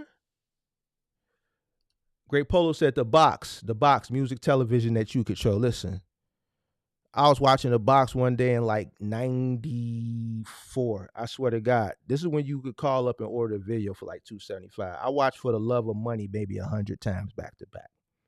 And I literally sat there they played, like you could order the same video. Like somebody ordered, or a bunch of people ordered For the Love of Money. They played that shit back to back 100 times. And I watched it all the time because I had to wait for Eazy-E to come on.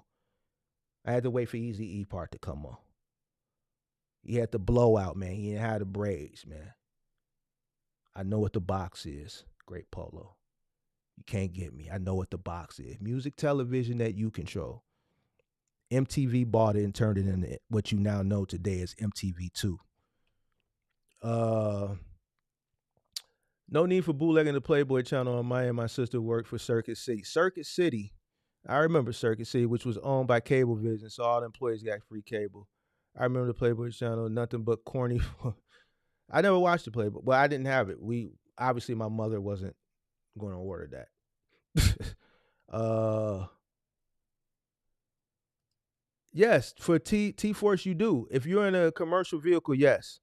Yes, you need. T-Force is not going to let you sign up without an authority.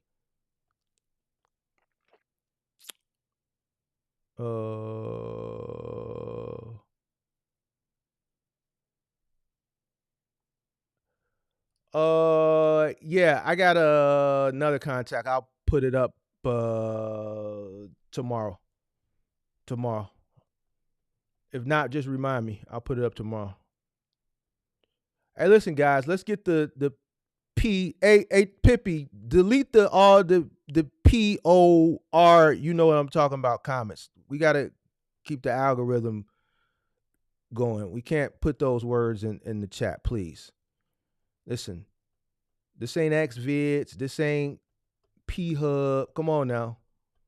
Like, I don't mind reminiscing with y'all. I said an hour, and I've been on an hour and 37 minutes now. Let's Keep your private affairs and what you do in the privacy of yourself with yourself. I don't bring what y'all do here or wherever y'all at to the chat. We don't want to know about that. We don't want to know about what you doing when you in the privacy with yourself. We don't want to know about that. Hey, how you get the membership? You got to do it from a desktop or an Android phone. You're not going to see that option on iOS on an iPhone.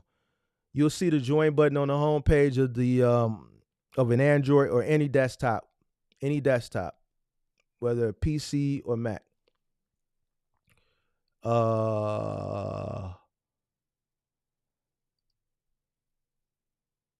Yeah, I just looked on his Wikipedia and I don't see nothing. I just see all his defunct companies, but I believe you. But he's pretty sick right now.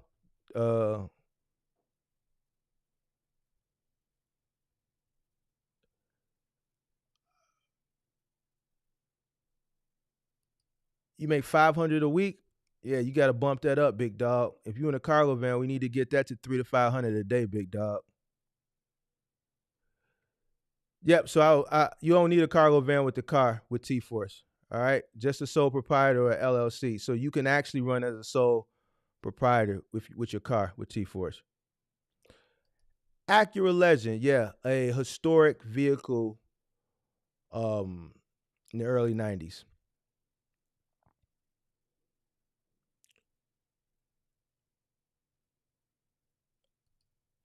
Jabot jeans. Yeah. Jabot jeans were very, very popular in my latter grammar school years. I was wearing Jabots in like 7th and 8th grade.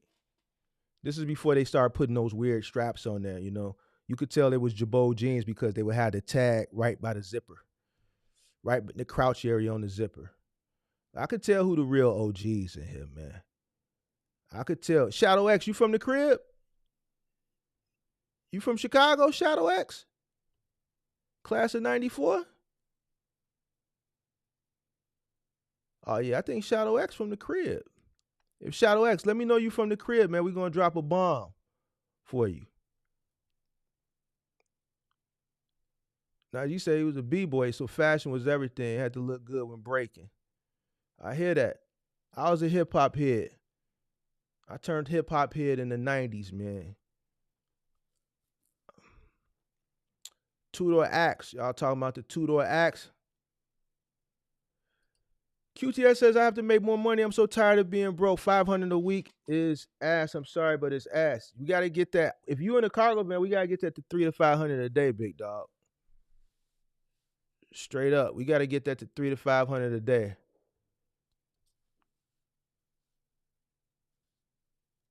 How much are these final mile dedicated contracts paying? You talking about one man, curbside? It all depends. Depends on your market. Depends on what company you're pulling.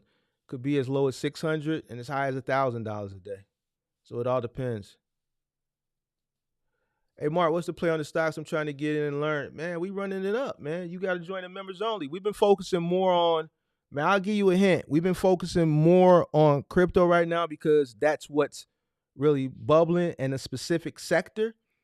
I'm not going to go into details because we really been running it up in the members only section. So you know that information is in the members only. I hinted on two major plays in September, October of last year. Now, there's quite a few people that got in that have made significant money in the past 3 to 4 months. All right. So I told y'all, you know, so you gotta check out the members only, man. That's where we run it up at over there, man. So the members only. The members only. And when I say we run it up, I'm not gassing. I'm like, we really running it up, you know, in one particular sector. And it's only the beginning. Like, listen, it's only the beginning. Like, I think I got a few Rolexes coming this year. There's gonna be a lot of people that's gonna make 6 and 7 figures. So hit the members on. I mean, hit the join button. You got to do it from a desktop or a Google. You can't do it from a phone, from an iPhone. So either a Google phone or any desktop.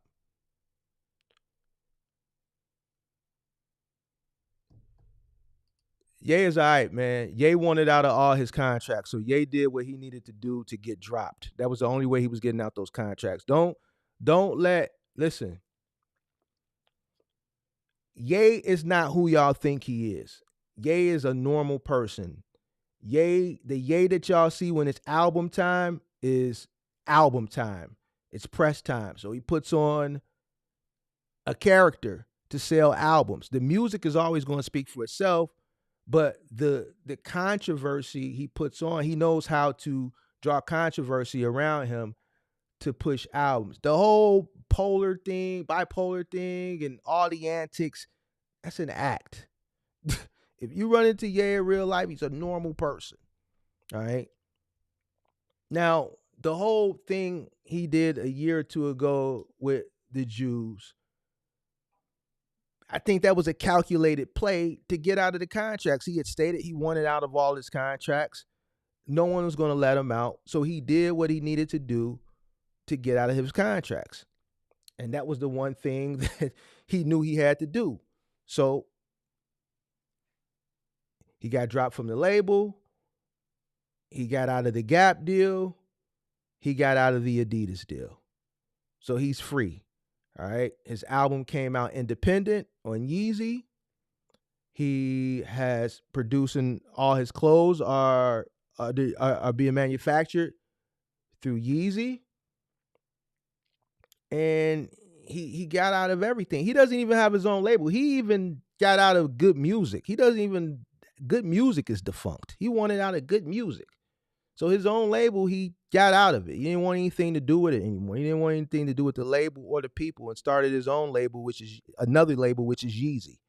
So he just cleaned the slate. And I think it was a calculated play to get a fresh start.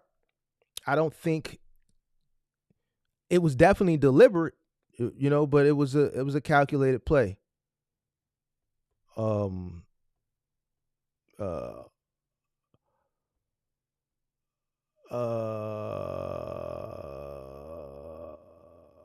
Look what Swift did to our NFL. Listen, that might have been a calculated move too. I think maybe the NFL manufactured that relationship between Kelsey and Taylor Swift. Look, Taylor Swift is one of the most important, popular people on planet Earth right now. So manufacture a relationship. We need to bring influence, right, to the sector. We need to bring viewership to the sector. Let's manufacture and script a relationship. Let's pay her. She comes to all the game. So all these Swifters or whatever they call themselves are going to watch the game because she's going to be there. Like, listen. I don't put nothing past any large multi-billion-dollar institution. They're going to do whatever they need to do to keep interest. If they see interest swaying away, if they have to manufacture a relationship with one of the most sought after people in the world, knowing that it would bring viewership, then that's what they're going to do. If we got to spend a few $1 million to make a few billion, then so be it. Listen, I don't put nothing past nobody.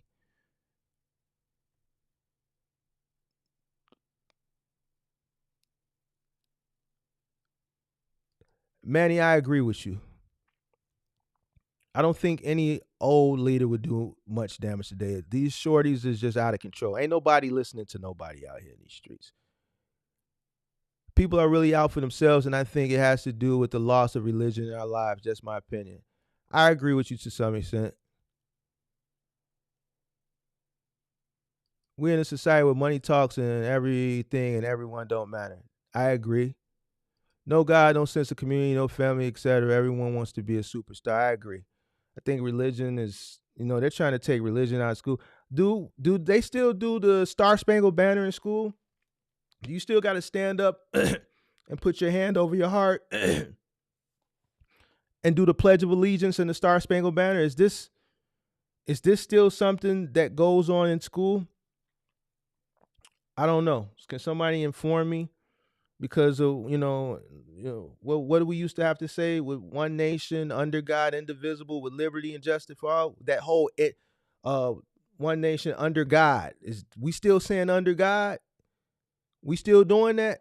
Interstate School said nope. There you have it. I remember having to stand up doing the Pledge of Allegiance wherever the flag was in the room. You have to turn every morning. I pledge allegiance to the flag of the United States of America. I can't remember. I pledge allegiance to the flag of the United States of America, and whatever the rest goes. I can't remember it.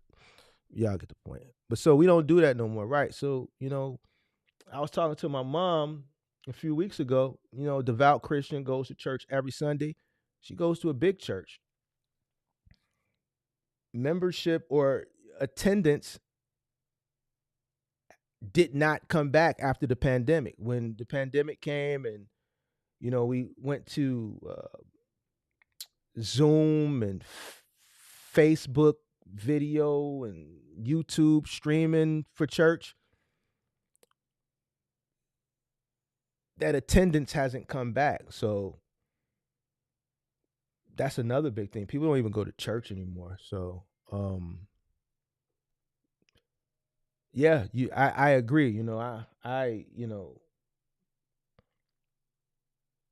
Yeah, I agree, man. I agree, man. A lot of people lost religion, man. I keep God close to me.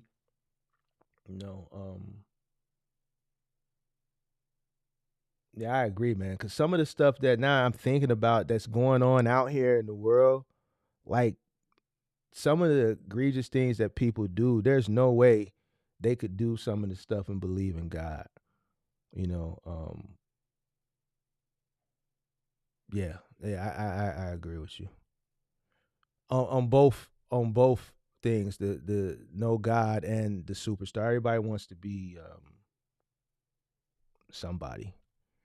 Um, as a new owner, I never saw those high rates. All I know is how high rates are, so I'm going to take whatever makes sense for me. There you go. There's somebody else. They're going to take whatever makes sense for them. Yep, the Motorola 3000. That's the one that came in the pouch. Sky pages were lit. I had a Sky pager. Two-way. You timed out, salesman. Yeah. Salesman, if you watching, man, we don't want to know about your extracurricular activities with your hand and all that. This ain't for that. You dig what I'm saying? All right, Shadow. Peace out. What is Mario talking about? Don't get emotional, Mark. Well, because we was reminiscing, I'm gonna get emotional.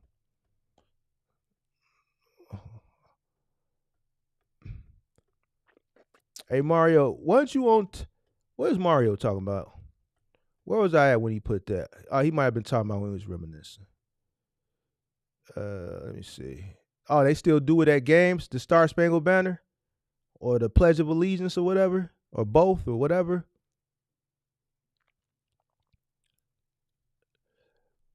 The last few Bulls games, I never get to a Bulls game on time. I always get there like the end of the first quarter, second quarter, so I don't get a chance to see all that stuff.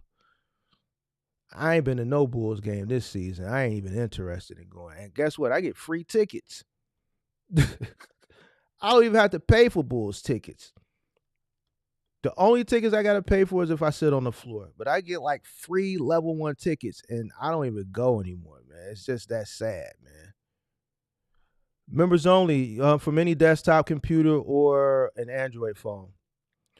Hey, Mark, I live in Connecticut, 20 minutes from MA. Could I start my LLC in Massachusetts and pay commercial auto insurance in Massachusetts? Yeah. I mean, you live in Connecticut, so you want to start your business in Mass and do your commercial? Yeah, I believe so. Talk to your accountant about that.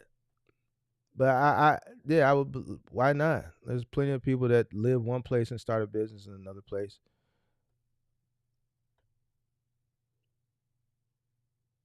Kim Kardashian is taking him to the cleaners with that child support he's paying per month. Hey, listen, listen, listen. It's just like we talk about with this trucking and the decisions. Life is about choices and decisions. Listen, life is about choices and decisions. He made that choice. He fought for that girl. He did all the stuff that he wanted. He knew who that girl was. Why? Because it's just like I say. The evidence is in the detail. The evidence was in the detail with her. Ray J, who was the football dude? I forget the football guy she was messing with back in the day. The Game, Ray J, what was the football dude's name? And everybody else she messed with. He still wanted her. So he got her. She cold. But it was only a matter of time. Life is about choices and decisions. He made that choice. He made that decision. So he has to deal with his decision. He'll be all right. Reggie Bush. Right. Even the basketball player she was messing with, the goofball basketball player. I think that was manufactured. Chris Humphries. He knew what he was getting into, but he thought because he was who he was, that would make her continue to love him. And she did. Up until she didn't. When it became no longer fun, when it became no longer exciting, when he went on this spiritual journey, those few years, 2018, 2019, 2020, when he did the Ye album, when he bought the land in Wyoming and he was out there, that relationship was over then. If you're married and you're living in Wyoming and your wife is living in Calabasas and you're a married couple and you're living apart, it was only a matter of time that it was over then. Can you see Kim Kardashian living in Wyoming? Of course not. She was there until she wasn't. But that was a decision that he made. So he'll be all right. He making money. He still got the #1 album 2 weeks in a row. He ain't got nobody eating off of him. He getting all the money now. So he's all right. He lost a lot of it. And he ain't got not most of it, but a lot of it back. He's not stupid. He's a very, very, very smart man. She won't let him pick up his kids. She'll let him pick up his kids. I think North lives with him. North rebelled against Kim and tore up couches and fought to be with Kanye. North is her father's daughter. You see him with North. North is, when he was here 2 weeks ago, she was here on stage with him, performed that song. Miss Westy, it's your. She performed that here when he came to Chicago 2 weeks ago for the listening party. She is with Kanye. From what I heard, I think he told a story that she fought tooth and nail to come live with Kanye. She wanted a simpler life. She doesn't like that life that Kim Kardashian lives. She prefers to live with Ye. So now the other kids, I don't know, but he got North. North is that's his daughter.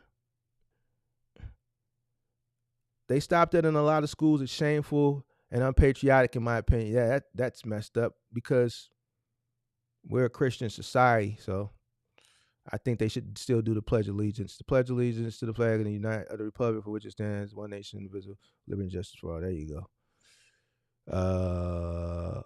Wait, they cut it short. I pledge allegiance to the flag and the republic for which it stands. Also, they cut out the God part under God. All right, Pippi, you're right. I got to get out of here. See, man, they tricked me. They got me reminiscing to keep me on here. You right, Pippi. Yeah, I got to get out of here. What's your thoughts on Jack Levine? He sucks. We shouldn't have gave him $215 million. He sucks. He's not. Let me not say that. He doesn't suck. He's just not clutch. Right? He's not worth $215. He's not a good leader. He's not worth $215 million. I think he's an explosive player. I just don't think he's a good closer and a good leader. I think he makes bad decisions. Like, look how many games last season we were down to the wire and he wants the ball and he goes coast to coast and does some dumb shit. We got DeMar over there open. We got Kobe White over there open. DeMar is a closer. Why are you running coast to coast doing dumb shit, losing the ball and all this goofy shit, shooting 45 shit, 3-pointers and all this dumb shit? He's not worth $215 million. He's not a max deal player. I was hoping they didn't give him that $215. That's why I think DeMar DeRozan beat him up in the locker room last year. We still don't know who was involved. We know that it was Zach LaVine and that a few players approached him in the locker room and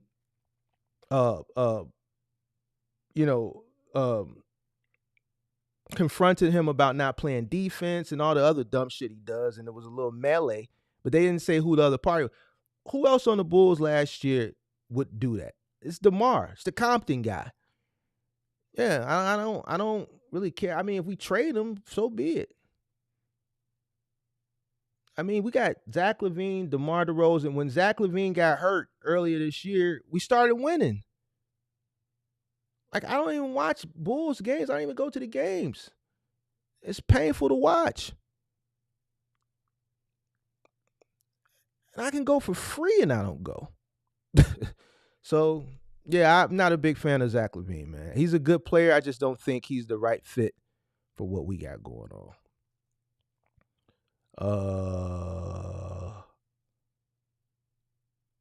Wyoming is a good state for business privacy.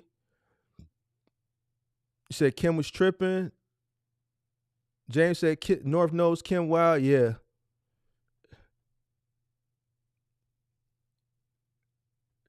Mario said DeMar's bogus. Man, if I had a choice between Zach and DeMar, man, I don't know, man. I might take I might take DeMar, man. I might take DeMar, man. I don't know. I just feel like with what we paying, Zach, I just feel like he needs to provide better results for $215 million, bro.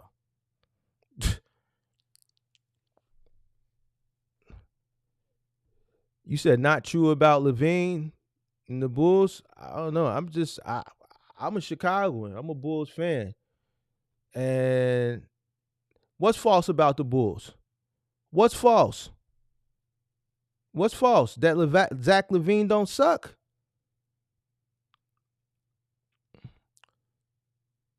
I don't know basketball. All right, fine. I don't know basketball. That's fine. Hey, Mario, what's your issue, man? I have my right to my opinion as a what don't I know about basketball? Tell me before I get out of here. Tell me, Mario, what don't I know? It's not true about Bulls, so I guess Zach LaVine doesn't suck. I guess he is a closer. I guess he is a clutch player. He's an explosive player, but he's not a clutch player. How many games did we lose because of him? Well, I like DeMar better because guess what? In clutch situations, he's closed. In clutch situations, LaVine hasn't. For $215 million, we are not seeing results. So maybe to you, the coach not coaching right now. Well, what happened in the locker room? I know one thing. I can tell you this. I know LaVine don't want to play for the Bulls. I can tell you that much. I can tell you that LaVine wants out. Are you a Bulls fan? Are you a Bulls fan?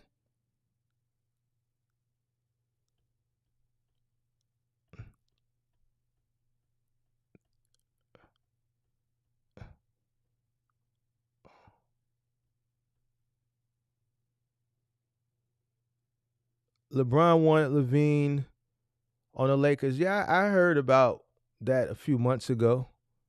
I mean, if it was up to me, he could have him. But it's not up to me. who will we get for the DeMar hasn't been the man in 2 seasons.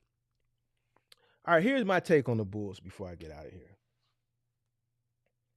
I think when we made those trades, when we got um Lonzo, Caruso, and DeMar, we were off to a good run. I think if Lonzo wouldn't have got injured, we would have done really, really well. We did do really, really well that season until he got injured. I think, and this is just me, you could be, you may say I don't know basketball. I don't know, whatever. I think that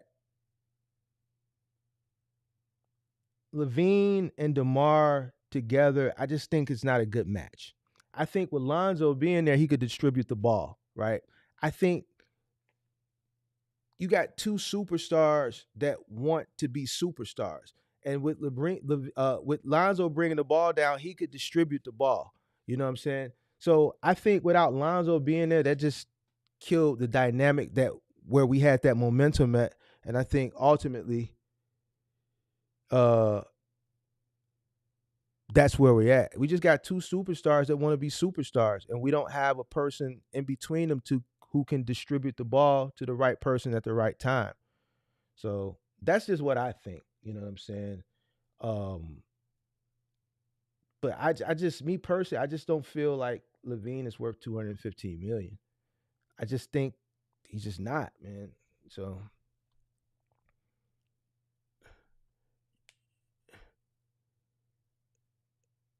okay, LaVine went to, okay, I don't know basketball. All right, that's your opinion. Appreciate you. All right. All right. Any more questions?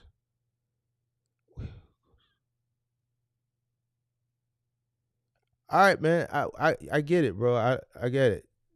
I get it. I don't want to get into a basketball debate. I'm speaking from a fan perspective. I'm not speaking from a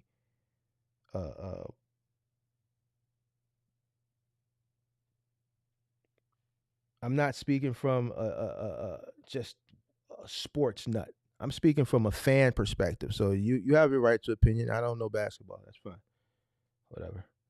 But I have a right to say LaVine ain't worth 215 million, just like you got a right to say I don't know basketball. I got a right to say from a fan perspective that I don't think he deserves 215 million. So whatever. I don't care.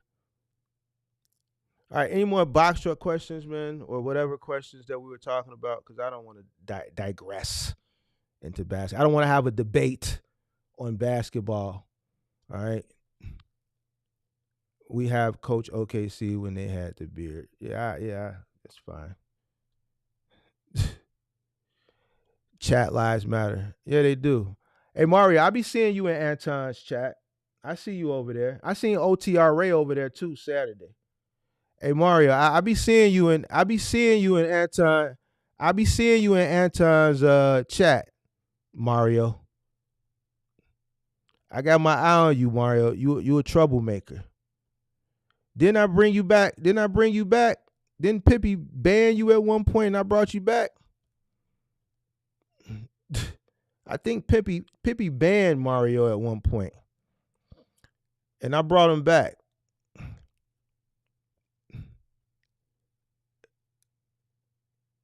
Can a 14-foot truck work a load board? You know, stop hating on what bag? I'm not hating on his bag. That's his bag. I just don't think he worth 215 million. I'm not hating on the bag. I just don't think he worth it. I want to see some championships. I want to see some wins. Tap out, bro. I'm not, listen. Who cares? I'm not going to argue with you over some sports stuff. I don't care about that. Pippi said, yeah, I think he is also the MD guy. I don't know. I don't know who he is. Not a stalker. I watch the channel. Yeah, Pippi, you right. Yeah, he be tripping. Listen, I'm gonna let Pippi have her way with you. Whatever she decide to do. All right, I'm gonna get back to the other stuff because I think you like to come and just start trouble. Do your thing though. Big Hearn, Anton Daniels. Uh,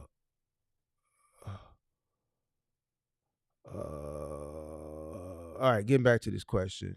Can a 14-foot box truck work a load boy? Listen, 14 foot is not enough space, man. If I were you with a 14-foot box truck, I would focus on some local work, um, some office supply work, um, your companies, Waco, Capstone, T Force, some e-commerce stuff. All right. So that's what I would focus on with a 14-foot box truck. Um, you can't even move a 1 bedroom apartment with a 14-foot box truck, So that's what I would focus on with a 14-foot box truck. Did you buy it yet?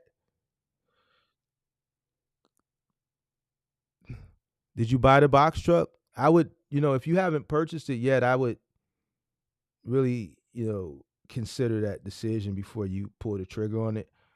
I would do some comparing contrast. I mean, I know why you're probably looking at a 14-foot box truck because it's cheaper than a cargo van.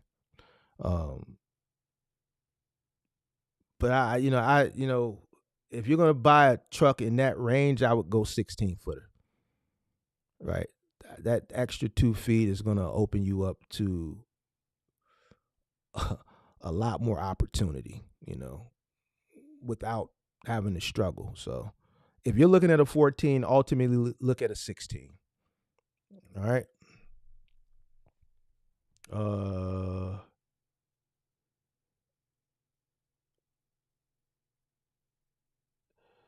Hey Mario, ain't nobody tripping on you, dog.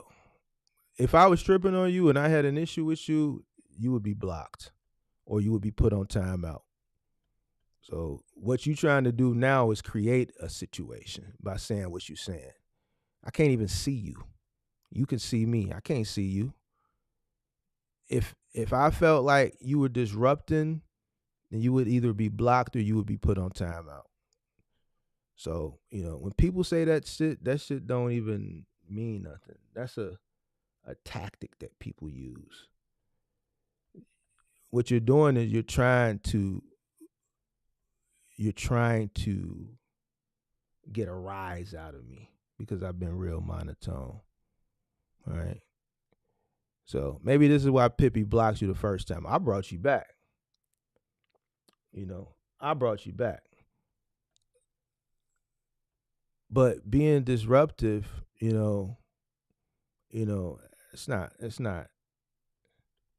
beneficial for anybody. I mean, we were talking sports. You say I don't know about basketball. I have a right to my opinion on my home team. It's just like if Chicago plays the Lakers.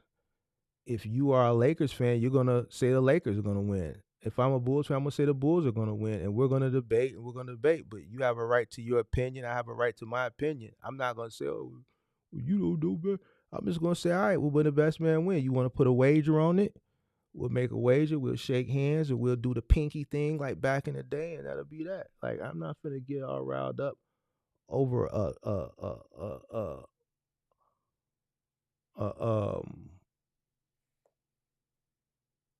what I think about Zach LaVine versus what you think. I really could care less.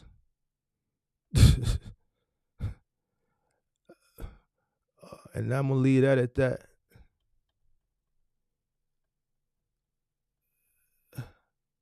Uh,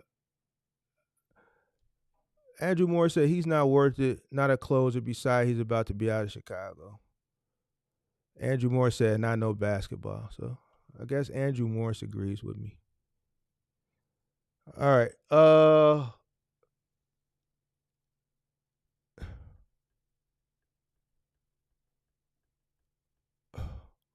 All right, so I guess that's it. Pippi's telling me to get out of here. All right, because I was on longer than I was supposed to be. So shout out to everybody. Appreciate you. Mark, do you need a DOT and MC to run a cargo van for Capstone? If you're running commercially, yes. But you know what? I saw something with Capstone the other day, and they didn't call for it. But yes, you do if you're running commercial with them. But hold on a second. They had something the other day where it didn't require it, which was weird to me. Because I was looking it up for someone else and it wasn't required, which was strange to me.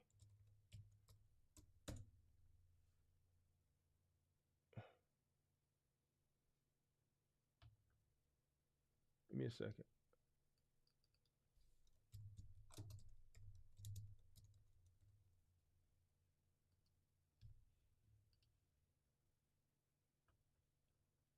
Give me 1 second.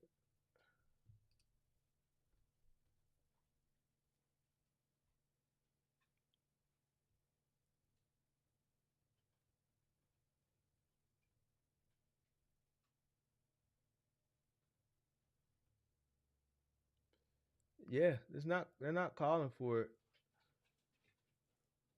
LLC EIN number, high roof, 12 to 18-foot box truck, cargo van, sprinter, extended length, high roof. Mm, they're not calling for it.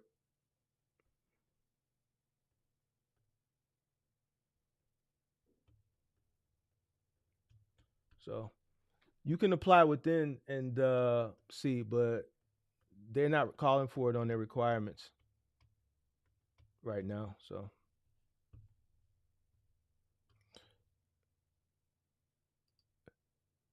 man, I'm chilling. I'm about to get up out of here. Sally Sale.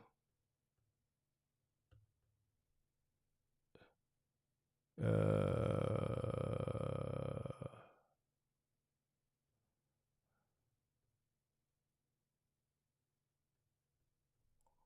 who you running it through? C Draper. That no, it's not on there. So probably not anymore. Um, if you're not gonna cross state lines and local, no, they're not calling for it. And I'm looking at it in my market. So, but here's the tricky thing, and I'm just keeping it a buck with you. You still have to understand your market because here's the thing. In my market, if you're running commercial in a van and you get caught doing commercial deliveries and an Illinois Commerce Commission police officer pulls up on you, they're gonna write you a fine. They're gonna write you a fine, and that's 100% facts. So you still have to, if they're not calling for it, you still gotta understand your market. If you live in a regulated market, then you may have to get that local regulation. So in my market, it's the Illinois Commerce Commission. And they have their own police officers that patrol. It's not many of them because it's administrative police. They're police, but it's administrative and it's for the entire state. But they have hot zones, and then they have certain times of the year that they target hot zones and they do sweeps. If you pull up in a commercial cargo van and you got on a capstone uniform or some type of uniform and they see you doing a delivery, they'll write you a ticket. To be honest with you, the Illinois Commerce Commission, when they catch gig people doing deliveries, they write them tickets. And then they write a ticket back to the gig company. Now, this is me speaking to an Illinois Commerce Commission officer and an Illinois Commerce Commission administrative employee. So, and you can go on the website and see the citations. So, I mean, I live in a regulated state. So, you still got to do your due diligence in that aspect as well. They still got it. It's called Uber Freight.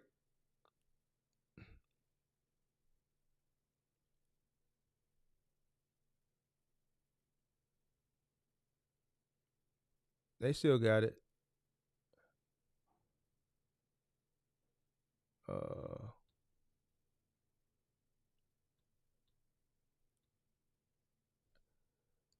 Told who the same person? Who you talking about, Pippi?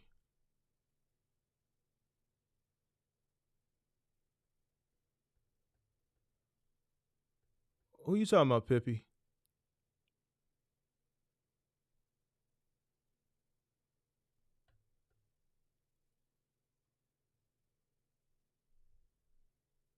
Pippi, who you talking about?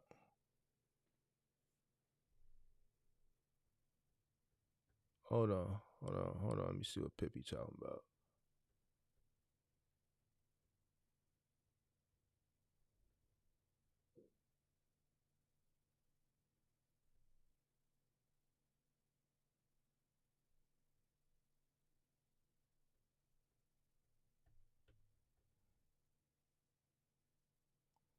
You think so? You think so?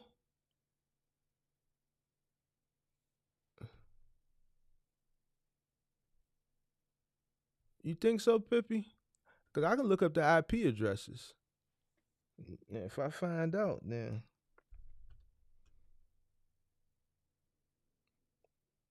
I get it. I see who she talking about. I see who she talking about.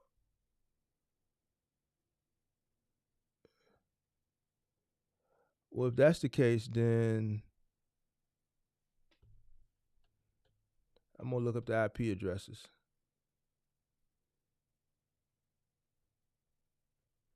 All right, y'all. It's been a good conversation.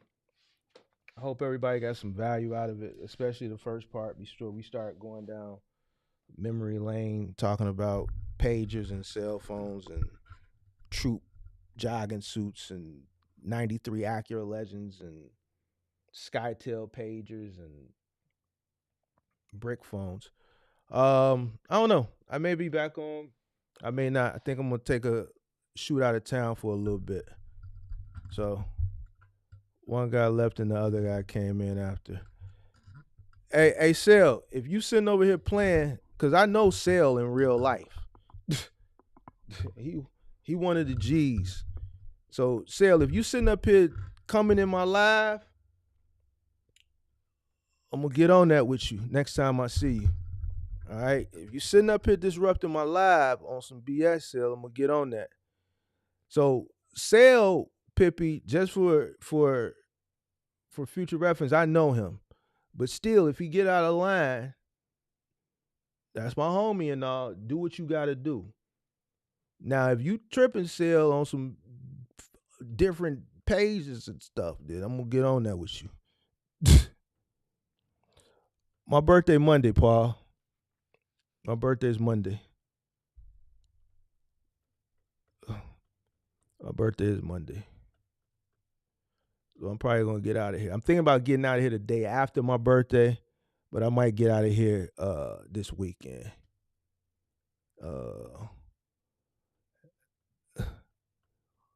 Yeah, man, he probably is. You know, he a big Bulls fan too. So it might. And now that you mentioned it, he does like Zach Levine. Hey, Sel.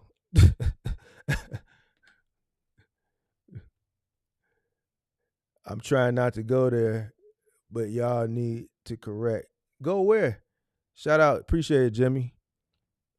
Appreciate it, y'all. Appreciate it. What you talking about, Sil? I know you a big Levine fan, man. And don't get mad at me because I'm calling it what it is. The man is a waste of money. And you watch ton.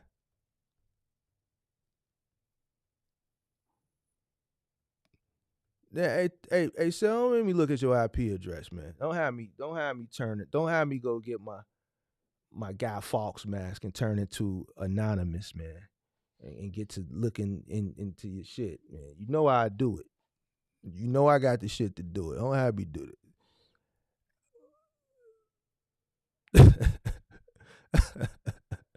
Hey man, don't get offended because I'm messing with you like how you was messing with me. Don't get offended, big dog. Don't get offended.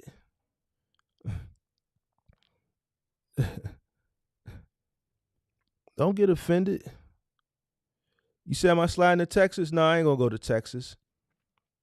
I was thinking about Vegas until my homie just sent me a article talking about a bunch of hotels in Vegas that had a bed bug outbreak. So that's out the question. I probably shoot down to Phoenix. I probably shoot to Phoenix. If I go to Phoenix, it's gonna be next week. I'm gonna go after my birthday. Hey, Sales, chill out, bro. No, I ain't coming down to Texas. I probably go to Phoenix.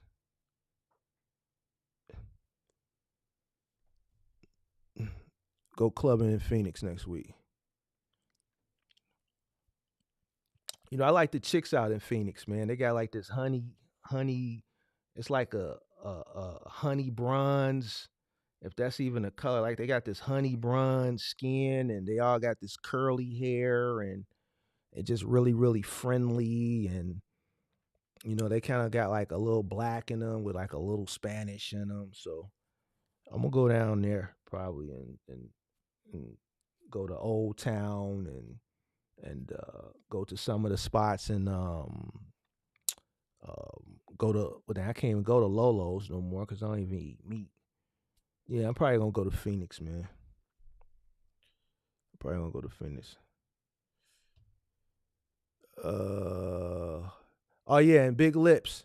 Don't forget about the big lips, Pippi. They got the lip shit, the lip things that make the lips real big. They got that exotic look, man. So I'll probably go down there, man. I'm gonna go down there. I'm gonna go down there. All right, y'all. Appreciate the birthday wishes. If y'all don't see me again before Monday, when I come back to Dallas, let you know I'm probably gonna be in Dallas. Probably come to Dallas in April. But when I come to Dallas, it's in and out. I'm usually in Dallas for a day, maybe two at the most. When I come to Dallas, I usually get into Dallas at 8 in the morning. I'm usually back at the airport by 8, 9 at night. But if I come the next time, I may stay for 2 days. So, but I'll put the word out once I'm down there. Phoenix is all Mexican and tweakers. You know what? When I go to Phoenix, I don't stay in Phoenix. I don't stay actually in Phoenix. I stay um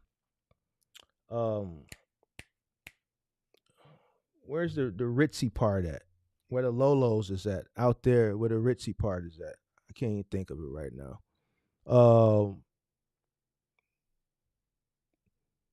Starts with an S. God damn, why I can't think of this shit right now. Scottsdale. There you go. I stay in Scottsdale.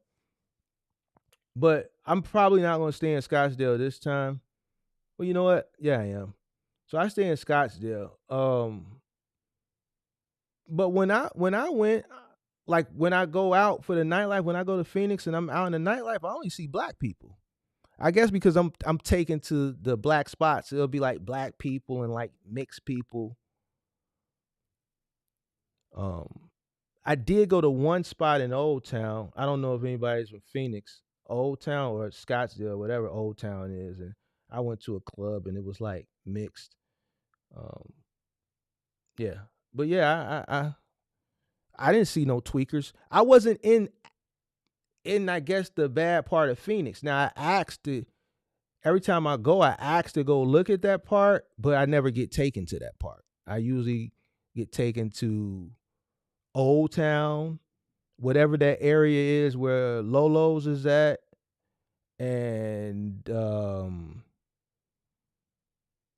wherever that five, not Five Guys, that In and Out place is at, In and Out Burger. We don't have In and Out Burger here.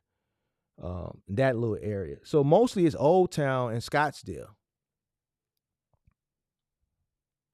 So appreciate the birthday wishes. Appreciate that. Appreciate that. Appreciate that, Fonzo. Yeah, I probably won't be back on. I probably won't be back on. I'm gonna kick it. I'm gonna probably kick it here this weekend, and then shoot to Arizona next week. So I probably won't be back on. I might put stuff in the community post, but that might be as far as that goes. Sly Twin, Paul Smith answered your question. All right, y'all. Appreciate y'all. I went over.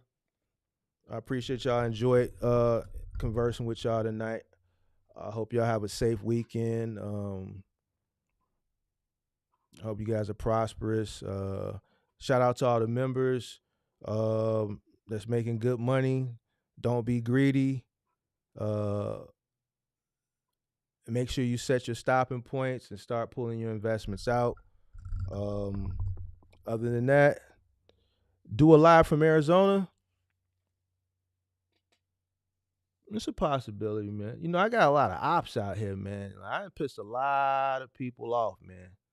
But I'm gonna be with my Chicago people down there. So yeah, I'll probably go live. You feel froggy? I ran into some subscribers down in Arizona too. But yeah, I might do a live. All right, y'all. Peace out, man. I'm out of here. Finna go watch that Netflix movie. I'll catch you on the next one. Peace.